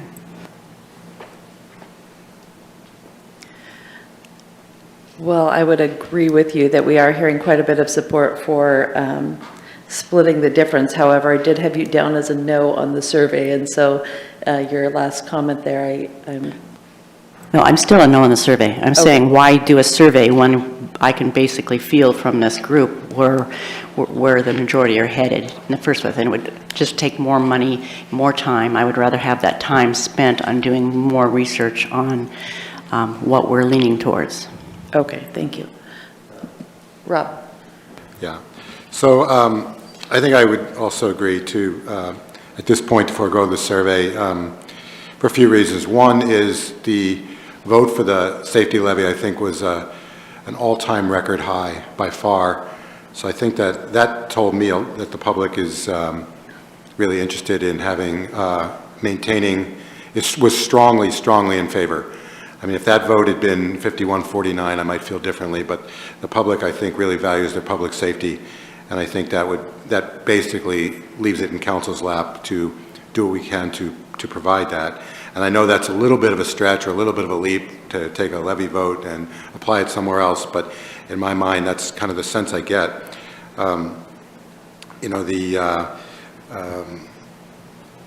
So, and it appears also that everyone in the council, because we feel that we are fairly well informed on these issues, wouldn't look at a survey as being binding anyway. So we probably all already have our preconceived notion or our preferred funding sources potentially, and that seems to be potentially some combination of utility fee and food and beverage tax, and an and/or, and so it seems if that's the direction we're going to go, we might as well just go in that direction. I'm actually okay with providing a commitment to public safety to attempt to do a phased approach and increase manpower moving forward. It seems as though how that manpower is allocated, I think, needs to be a whole nother discussion, and I'm not necessarily sure when that has to happen, but having more manpower, I think, is probably appropriate. So, yeah, I think I'd be okay with moving forward, and I personally would like to bring a company in to tell us more about a food and beverage tax, what services they could offer, what they might charge to do it, and what the lead time on something like that might be if we were to outsource it through that company or another company. Brian? So I'm very wary of council passing a new tax without a vote of the people, and that's what we're talking about here. I'm not very comfortable with that, and not giving the public an opportunity to weigh in on that decision, I feel is not right. The survey gives them that opportunity. It gives us a little bit of something to defend our decision with. Without the survey, we have the potential of looking very out of touch and very not in tune with the citizens.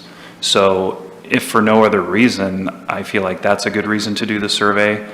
And the people, they don't need to be informed on the ins and outs of all the things that we know. All they need to do is they need to see those options, how much those cost, and they're going to vote based on how that affects them, how that affects their pocketbook. So they don't need to know all the things we know to make an informed decision for their household.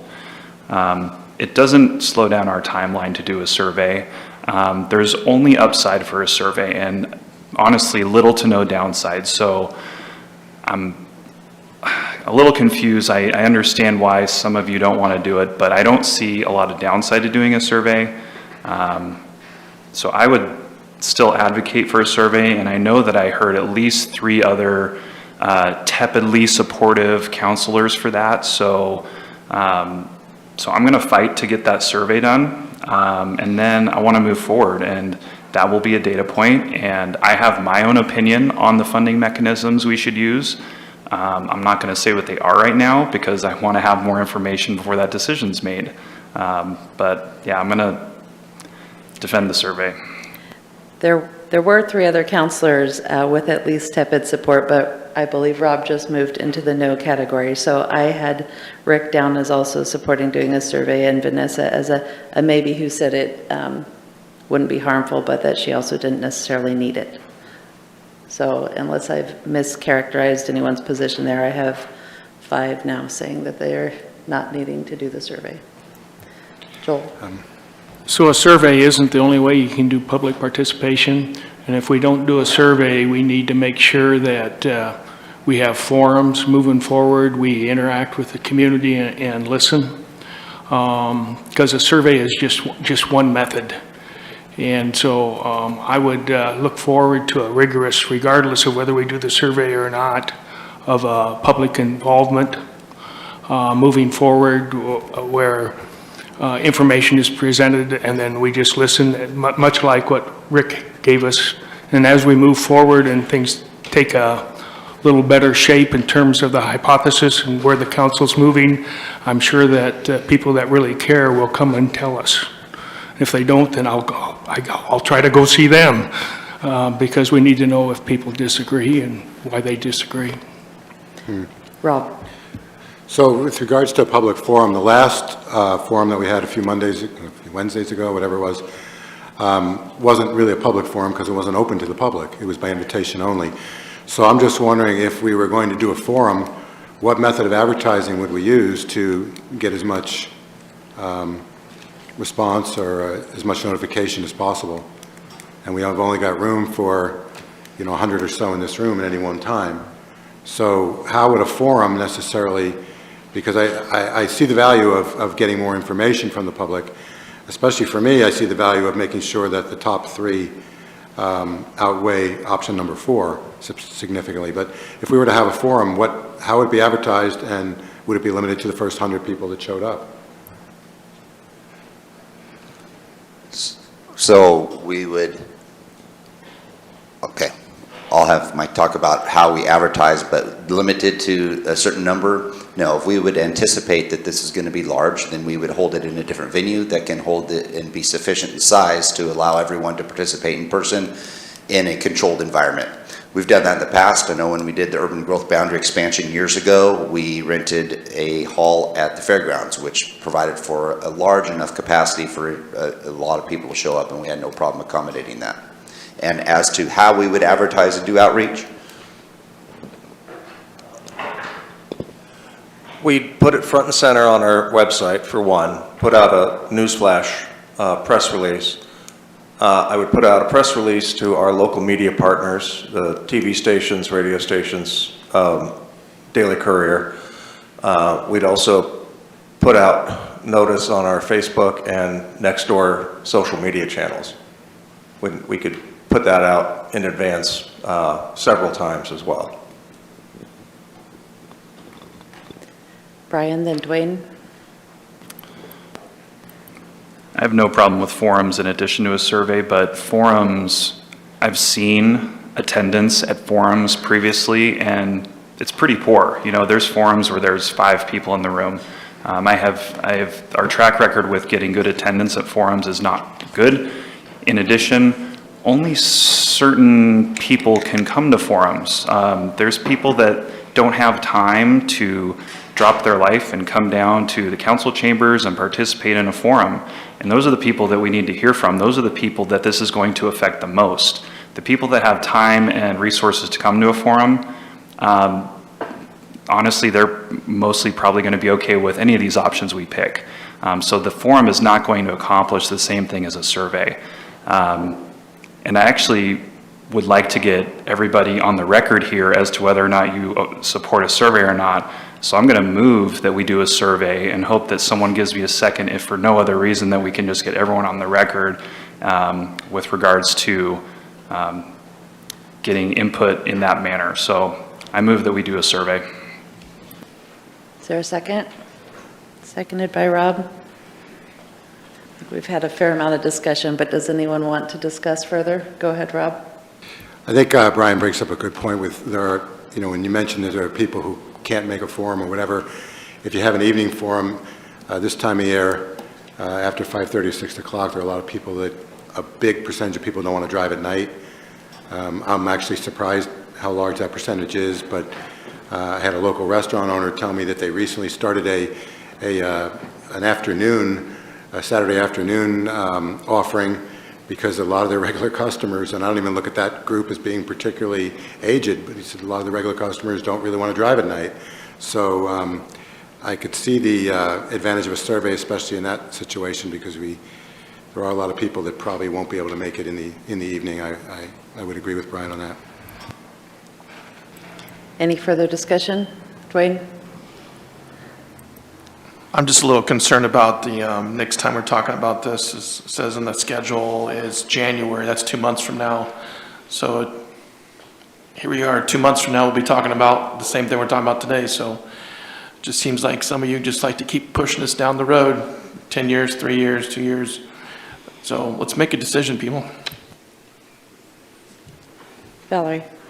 Yeah, I've heard 5-3 saying to move forward, and I get frustrated with the continued advocacy, because the reality of it is usually when we hit the 5-3, we're ready to move forward. People can email things to us. We can get, you're right, it's hard to get out in the evenings and what have you, but I just really feel that there's ways to get that information. I go out to groups, other people go out to groups and get feedback from those people. Once again, I will say, I feel that we were elected to be leaders and we have to make decisions all the time, and we weigh the options because we're given more information, and that's what you do. You step forward with what you know, what you think is best for all. I think all of us are concerned about all of our constituents. I am. But I just think we make the decision, we move on, and that's been part of my frustration, is that we beat everything to death if it doesn't go necessarily the way we want it to go. I've had to stand down and accept things. I think all of us do. That's what a council does, is you make a decision and move forward. And I just think it's silly to keep, thinking that we're not going to get everybody to weigh in on it when, like I said, look at the ballot. The levy went out. I think less than 10% of the county voted. I think the city was a little higher at 20%, but people's lives are busy. So you just get the best information. That's why they have elections, is to have us make the decisions that are difficult. Everybody I've talked to, I'm glad it's you making that decision, not me. And basically, I feel the trust that we're looking out for everybody in the community. So I just think we need to move forward with the information and what we have. Joel? Well, all I have is my past to draw on, and I've done, probably hundreds of projects. And they all included, if they were controversial, face-to-face contact on a public forum. Mount Ashland, large timber sales, road closures, a lot of different things. And that face-to-face contact versus sending out a survey to the constituents allows the survey can be very confining in terms of how do you interpret the results, yes, no, or whatever. Whereas if I get face-to-face contact, well, you need to consider this, you haven't considered this at all, or something like that, which is a comment, and you can have a comment part of the survey, but you can also have comments without surveys. And I found that much more valuable. And in fact, we call it public comment periods. We could even have a public comment period where instead of a survey, if you have a comment you want to send in before we make a final decision, please do that, and it can be an email or a letter. That's very valuable because you get little tidbits from people that are valuable. Whereas a survey, all you get is a yes or no. So we need to listen to the public, obviously, and Brian's good at that, and I'm glad you're articulating that, Brian, and I support you in that. I'm not sure that the survey, in this case, I'm sure in this case, the survey isn't the best tool for that. Dwayne. I would say this, since the Daily Courier's here, is Wednesdays our nightly meeting at 6 o'clock. If you want to weigh in, we have public comment right here. So people can weigh in anytime they want to, and they know our email. So I'm sure they're going to put in the Daily Courier that we're looking at A, B, and C, or whatever it is. So people can weigh in whenever they want. I'm just like, they have your phone numbers, they have emails. We have all kinds of things. We've been talking about this for a long time. Brian. I hate to say this, but a lot of the counselors up here are proving how out of touch they are by their comments. Asking people to come down here on their, in their evening, not everyone can do that. And the people that this decision is going to affect the most are the people that most can't come to a forum and most don't have time to come to public comment because they've got their kids to feed or whatever their situation is, or they just can't get out at night. So while those methods are useful and can be used in conjunction with the survey, to rely on people showing up in person to get all of our feedback from the public is an extremely out of touch way to do it. So I very much disagree with that, guys. I'm sorry, but we need to hear from the people that this is going to affect the most. And this is going to affect people of modest means who can't get to meetings, who can't come out at night. So we can do a forum also. People can do public comment also, but to get the most feedback on this decision, a survey is the way to do it. Rob and then Joel. So can we hear from staff exactly how long would it take to get survey results that were not exclusively electronic? I think you said you could send out an electronic survey in a couple days. What time frame are we talking about for a survey?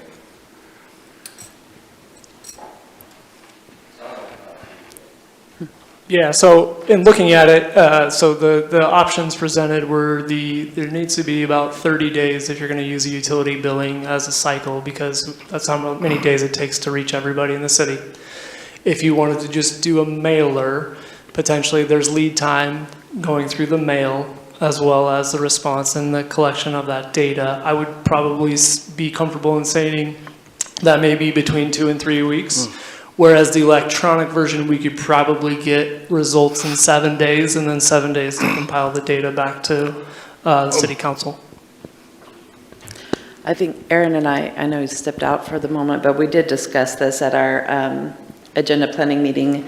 And because we have the holidays coming up and kind of limited amount of meeting times before the end of the year either, that's why we did schedule the first meeting in January to be on this topic, is that would allow a window for people to do a survey. But, we have, 6 weeks until the end of the year, so we can always rearrange things on the agenda if needed. Joel? So it doesn't just depend on face-to-face contact, Brian. You do a public comment period. And if people want to send in an email and you send out the information to people, and it can be a mailer, it can be whatever, and then you just ask for their comments. And it's not defined by the different options, because their comments may include some value that we have that are in those options. And so you get emails back, you get public comment back, they're informed on that, And as a federal official, if it was my job to make the decision, it's the job of this council to make the decision. It's not this job of the council to defer it to the public for a public vote at this point in time, given where we're at. We have to do our job. And it doesn't mean that the public comment period isn't important. It is. And we need to have a good grasp of what the public's saying, but we also need to do our job. Okay, we're kind of continuing to rehash what I think is already a decided subject here. Do we need to keep talking about this, or can we vote? All right, thank you. Brian made the motion to do a survey, and Brian, how do you vote? Yes. Rick? Yes. Dwayne? No. Rob? Yes. Joel? No. Valerie? No. DJ? Nope. Vanessa? Yes. As luck would have it, we're split 4-4. I'm a yes, let's do the survey. All right, next up, we need to... You probably need to tell what kind of survey, whether you're doing with it. Yeah. Thank you. Next up, we need to decide what we're going to do about this survey. So we have here 3 different options in front of us with different kind of levels of information, as well as a choice to make about an online survey or through the mail, or how to go about doing that. I guess I'm going to propose that we do something in the mail that goes to all the accounts and allow people the option of participating in the survey online or through the mail. No, I just want to add one tidbit of information. The previous person who put the ARPA survey with the specific code is no longer employed at the city. Okay. And so we are a little unsure of how to put that together. But again, we'll try and do our best to figure out if that is the potential. So I just wanted to throw that out there, that the previous staff that helped with that kind of organization is no longer here. Okay, thank you.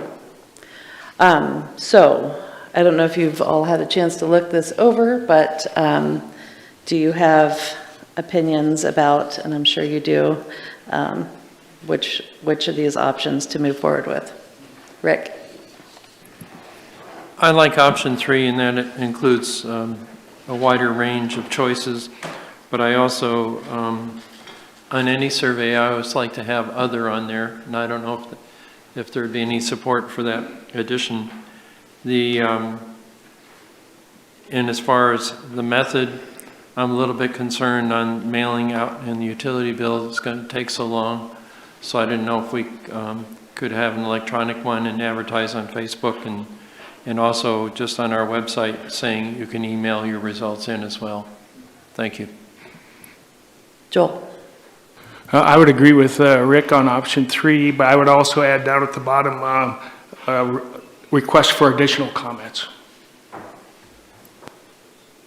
Brian? Yeah, I like having opportunity for people to leave open-ended comments, so if that's a possibility, that would be great. Do you need to go, Aaron?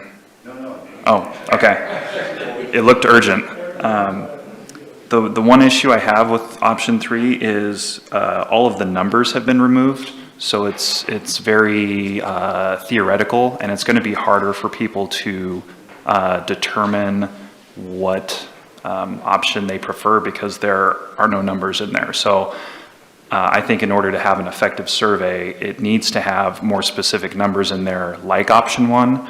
It doesn't have to be exactly like that, but without those specifics, the survey is less valuable.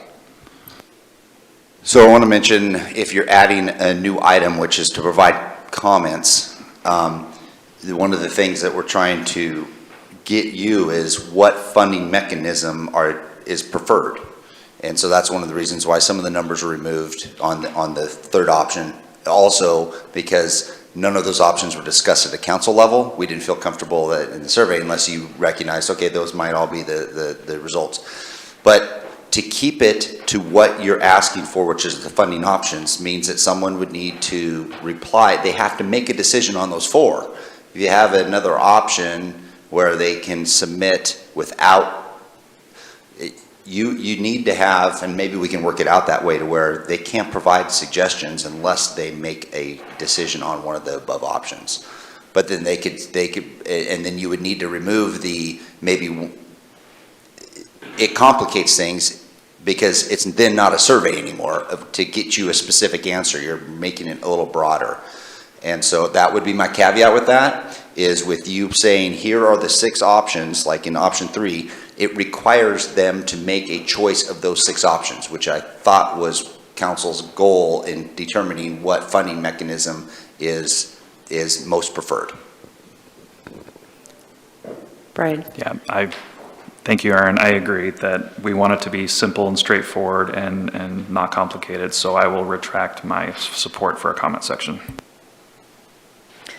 Rob, then Dwayne? Okay, Dwayne first then. I'm not a little sure, so I'm looking at option 3. We already all agreed, I think, that we didn't want to get rid of number 6 on here, reduce police and fire staffing, so we're going to still give the public that option. And then I just want to ask, and then there's no combined one, which it sounds like a lot of the counselors want to do a combine. So where's that option for people? That's option 5. Is that option 5? Okay.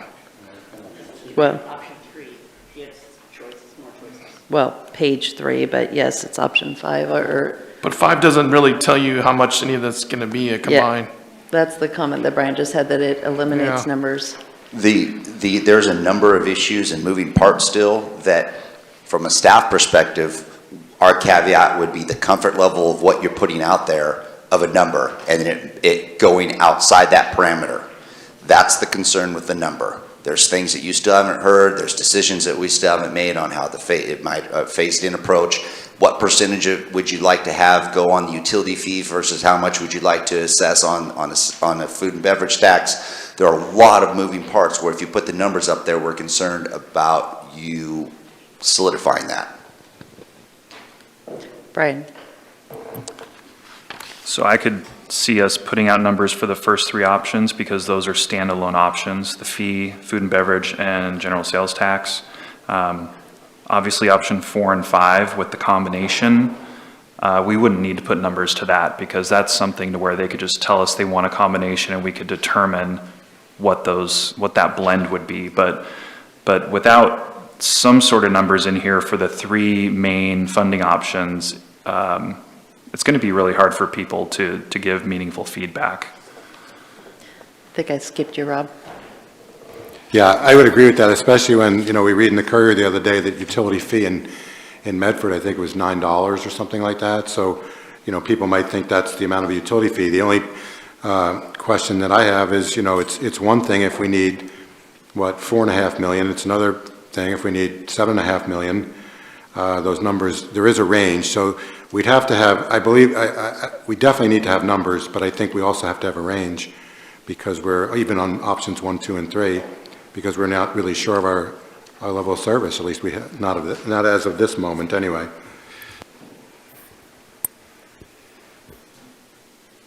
All right. I think we're going to have to put some faith in staff to finish this off in a quick format, but I think we're leaning towards here option 3, but including back in a range of numbers, and then also providing, I think we want to lock people into choosing an option so that we get that statistical feedback, but then also either provide a space for additional comments or maybe the email address or some other way that they know how to reach out to council to provide additional comments would probably be acceptable. I would suggest maybe putting somewhere on there then the mayor council email for additional comments and keeping the survey to just answering the question at hand of what mechanism is most appropriate to them. I think that would be fine. Council, we do need to just firm up whether we want to do a mail survey or an online survey, and I guess I would recommend a mail survey so that we know it reaches all of our accounts and that staff can find a mechanism, perhaps even using the utility billing account as like the secret code so that people could just do it one time. But Does anybody want to, I heard Joel and Rick want to get it done quickly and said online, but that's the only comments I caught as far as the mechanism. Val? I would prefer to do the online as well, with there being the opportunity with our emails and to give us further comments.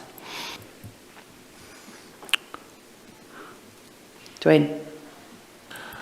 I would say if we're going to do a survey, it probably should be online, because I'm assuming that if we're going to send it out in the water bill, it won't go out till next month, because those have already gone out this month, I'm pretty sure. And so it would be the middle of next month before we even start seeing stuff come in. So that's not going to be very fast, I say. Aaron? Because you're asking for, there's three different methods really we're talking about. We're talking about online survey, we're talking a special mailer, or we're talking utility. It's just sending out a utility bill. So a limited cost on the online utility bill, there'd be an additional stuffing fee and weight associated with that. I don't think that that'd be a big deal. Maybe JC, just so you have an idea, would be able to give you a perspective on how much a special mailer would be. And that would be giving a special UR code to those mailers, and they would be able to respond. They could share it, I guess, with someone else if they wanted to, but the only people that would be doing submission would be someone that has that UR code. And that's how you get your feedback. Yeah, and we would try to hopefully phrase that into the response. Just doing some quick math, we have about 14,000 accounts, I believe postage at 63 cents a piece. You're looking at close to $9,000. Yeah, I would recommend the special mailer, not the utility bill option myself, but I've heard 4 people say online so far. Joel? So the other thing, the survey can't be our completed task with public involvement on this issue. I mean, it's good that we're doing the survey, you know, we can support that, but to think that we've done our job because we've done the survey with public participation on this issue is wrong. So we need to get some kind of plan together. I call it a public participation plan as we move forward to stay in contact with our constituents in a way that's meaningful and doesn't consume a lot of resources on the part of staff, and not just count on the survey to do the whole thing. And so we just need to think about it. I'm not saying we need to make that decision today. Brian? I'm not totally clear which survey option is going to give us the most accurate results, whether we send it out online or whether we send it out in a mailer. Is there any difference as far as like level of security or authenticity as far as people being able to spoof the numbers? Is there any difference between those two options?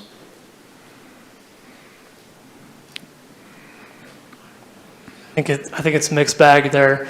Like you did say earlier, when looking at the data, like when we have the owl lot, you can parse through some of it and see people who have repeatedly answered via the electronic submission. So there's ways for us to take a look at the data and make sure that there aren't repeats in there of multiple people. I mean, somebody could find somebody's special mailer and it not be that person too, so. Okay, thank you. I think I'd be in support of the special mailer just because it will get in front of everyone physically and give them an opportunity to weigh in. And I don't think the cost is too prohibitive, especially since we just saved $15,000 on a consultant for strategic planning. Rob, I haven't heard from you.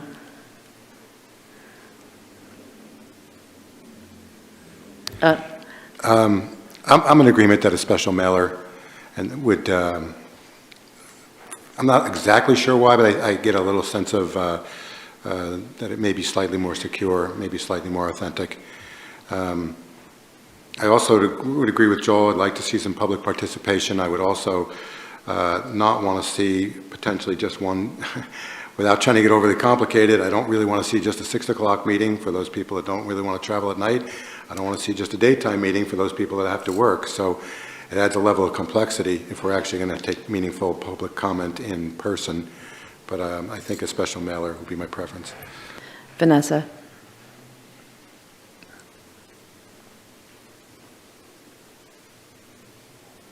I'm also in support of a special mailer, and if anyone would like to hold a public forum, the council chambers is available. I'm sure there's other large venues that would be available that councilors could also take the initiative upon themselves if they did want to see something like that happen. And DJ, online or special mailer? I don't care. I think this is a terrible idea either way. I don't think you're gonna get really anything significant out of the survey. So just, it matters not to me whatsoever. Well, it matters in that we have 4 people who have said online and 3 people have said special mailer, so.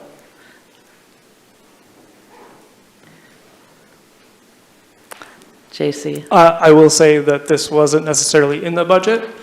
That being where this is primarily focused at is the general fund, that you would probably potentially need to take the 9,000, if not more, out of the general fund contingency. All right, well, Rick? I was wondering what the price would be if we chose to do a bulk mailing rather than 65 cents per mailer. And I realize some people, when they get the bulk mail, just throw it away, but the return is always very low anyhow, and that would be quite a cost savings. You can't do the special code if it's a bulk mailer, but you could mail it to every address and it would be significantly less expensive. Thank you. All right, well, we have a strange non-tie here, but let's do the special mailer. Unless you guys want to make a motion and we can vote on it. But I wouldn't have voted personally to do a survey if it was an online survey. I guess I'll elaborate. I mean, I work in social media, and I know that among our constituents, a lot of people won't ever see it. They won't know that we're doing a survey. A lot of older people, especially, and lower income people don't have access to doing something that's only advertised through email or social media. And so doing the mailer gets it in front of the eyes of everybody who will be affected by the change. And that would be my goal in getting out the survey, is to try to reach as many people as possible. As far as increasing staffing levels, I think I heard 5 people earlier talk in support of working towards funding the chief's requests. I had Dwayne, Rick, Valerie, Vanessa, and Rob. And on maintaining current staffing levels, I heard DJ. So I guess I don't have Brian and Joel on that list.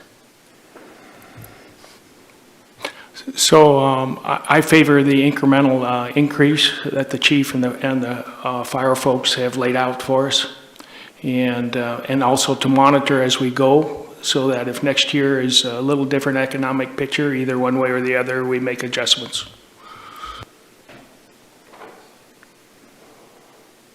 Go ahead.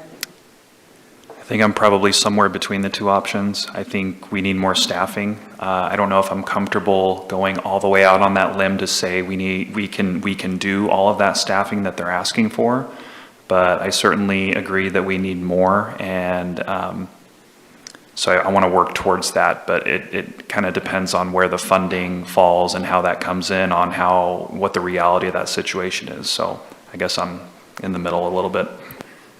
Okay. So as far as the numbers go on the survey, let's work on those numbers with the idea that we would be increasing staff. Anything else? Rob? Yeah, I'm not sure if this is the appropriate time to bring this up, but it's, I do want to make sure that I do say it, so that there's no, so I can be clear right from the, I guess, the start of this project. You know, I feel that there's aspects of public safety I feel that the public wants to see. I think that the public wants to feel safe in their parks. I think the public wants to feel safe downtown. The public wants to have pride in the parks, wants to have pride in their downtown. And while Chief Hensman may have a different belief or a different feeling, I think that an additional CRT team is appropriate, and that's a place that I would want to see some of the additional funds go, and the additional CRT team could be split potentially between downtown and the parks. There are those who would say that could be, I could be accused of wanting to micromanage by making that statement, but I believe that's the policy position that I would like to initiate by saying this today, that I feel that any increased spending includes additional patrols in the parks and the downtown. Anybody else have comments on public safety funding before we move on? Dwayne? It's kind of a public safety scheduling. Is there any way we can be back at this on the 18th? Is that time enough for the survey to be back? December 18th? Is that what you're asking? December 18th, yeah. I think we will look at getting it back on the agenda as soon as we can, and we'll see whether the timeline works out or not. I'm just saying that I'm going to bring up again, it's 2 months down the road, so I think our police and firefighters deserve a little bit more, moving this forward a little faster than 2 months. So, and I just want to say, Rob, I have all my efforts in the chiefs. They can make the decision where they need people at, and that's why we hired them, and I'm sure they'll put them where they're needed the most. Anybody else? Okay, let's move on to agenda review. I'll find my correct. Yeah, Rob. So I'm not sure what the lead time on this would be, but if council is going to consider the possibility of a food and beverage tax, I think on a workshop we should bring in the company, or at least one company that is expert at that, and that would be HDL companies who administer that program for Ashland. So I don't know what their scheduling is like at HDL companies. I don't know what our scheduling is like, but council needs to get that information and get questions answered. Yeah, it does sound like we're moving towards very likely a combination utility and food and beverage tax. I think staff has all heard that today, and so I'm sure they'll be working behind the scenes to do what they can to get those wheels in motion, and including talking to consultants. So I can tell you that I know more about this subject now after speaking with representatives of that company than anyone else on the council. And I'm just going to say that there's issues. They're not all positive. There's positive and negative. There's issues that the rest of the council needs to hear before we make that decision. So I don't want the council to feel that we're moving in that direction. We need to hear from experts there, so council and JC and whoever can ask questions before we make the decision to move in that direction. Okay. Well, the results of the survey will also be important before we lock anything in. We have this afternoon still an executive session coming up. Then we have a meeting on November 15th, which is Wednesday night. Small Business Saturday proclamation. Council action items are to look at fall tourism grants, a resolution that would amend an ARPA fund allocation, and then council,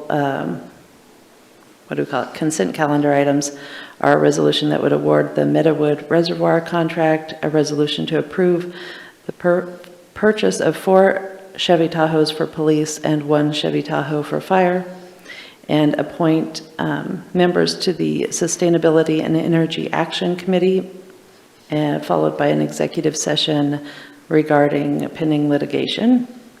And then our next workshop would be December 4th, with a consultant presenting on the Star 360 report, as well as Caveman Pool, looking at the potential plans there, and then a December 6th, first meeting of December.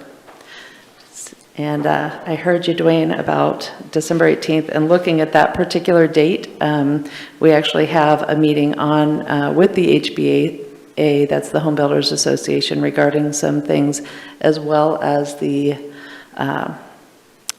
executive session, that's the performance evaluation for the city manager. So that particular day is probably filled, but as you recall, council, we used to meet every Monday for council workshops, and we've kind of scaled it back to doing twice a month, so we do have some wiggle room there if we ever feel we need to add something back on a Monday.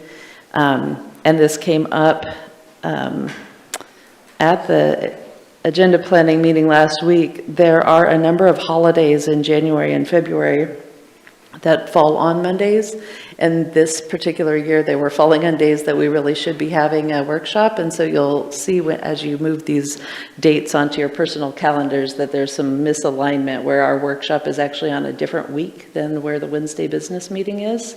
It'll look a little funny, but we do have some meetings that we can add back in if we have something pressing to meet about. So, Brian. I just had a question for staff around timeline for the survey. December 18th is 5 weeks from today. Is 5 weeks enough time to get the survey out and back and ready for December 18th? I was looking at that as well. We'll try our best to do it. I think it all depends on how quickly we can get it out and mailed, and then how much time we have it open for, right? So we could leave it open longer, but then that's going to delay potentially when you get the information. So we could try and have it basically closed by, what was I looking at, December maybe 10th, which is like a week before, and then hopefully compile the data by then. Okay, thank you. I think I'd probably be in favor if council's amenable to having that moved on to the 18th, even if that means pushing off the HBA meeting until January. Dwayne. I'd agree. Okay, we can look at doing that, but we do need to put the survey, timeline. And it sounds like we've had a staffing change where the person who did the survey in the past isn't with us anymore. So we'll have to allow for that. Anything else that we need to get on the agenda? I think we all know what our most important topic is right now. All right, how about a motion to adjourn into that executive session? Brian? I move to adjourn our regular meeting and move into executive session. Seconded by Rick. All in favor of adjourning and moving into executive session, say aye. Aye. Any opposed? All right, we are adjourned, and we will move into executive session.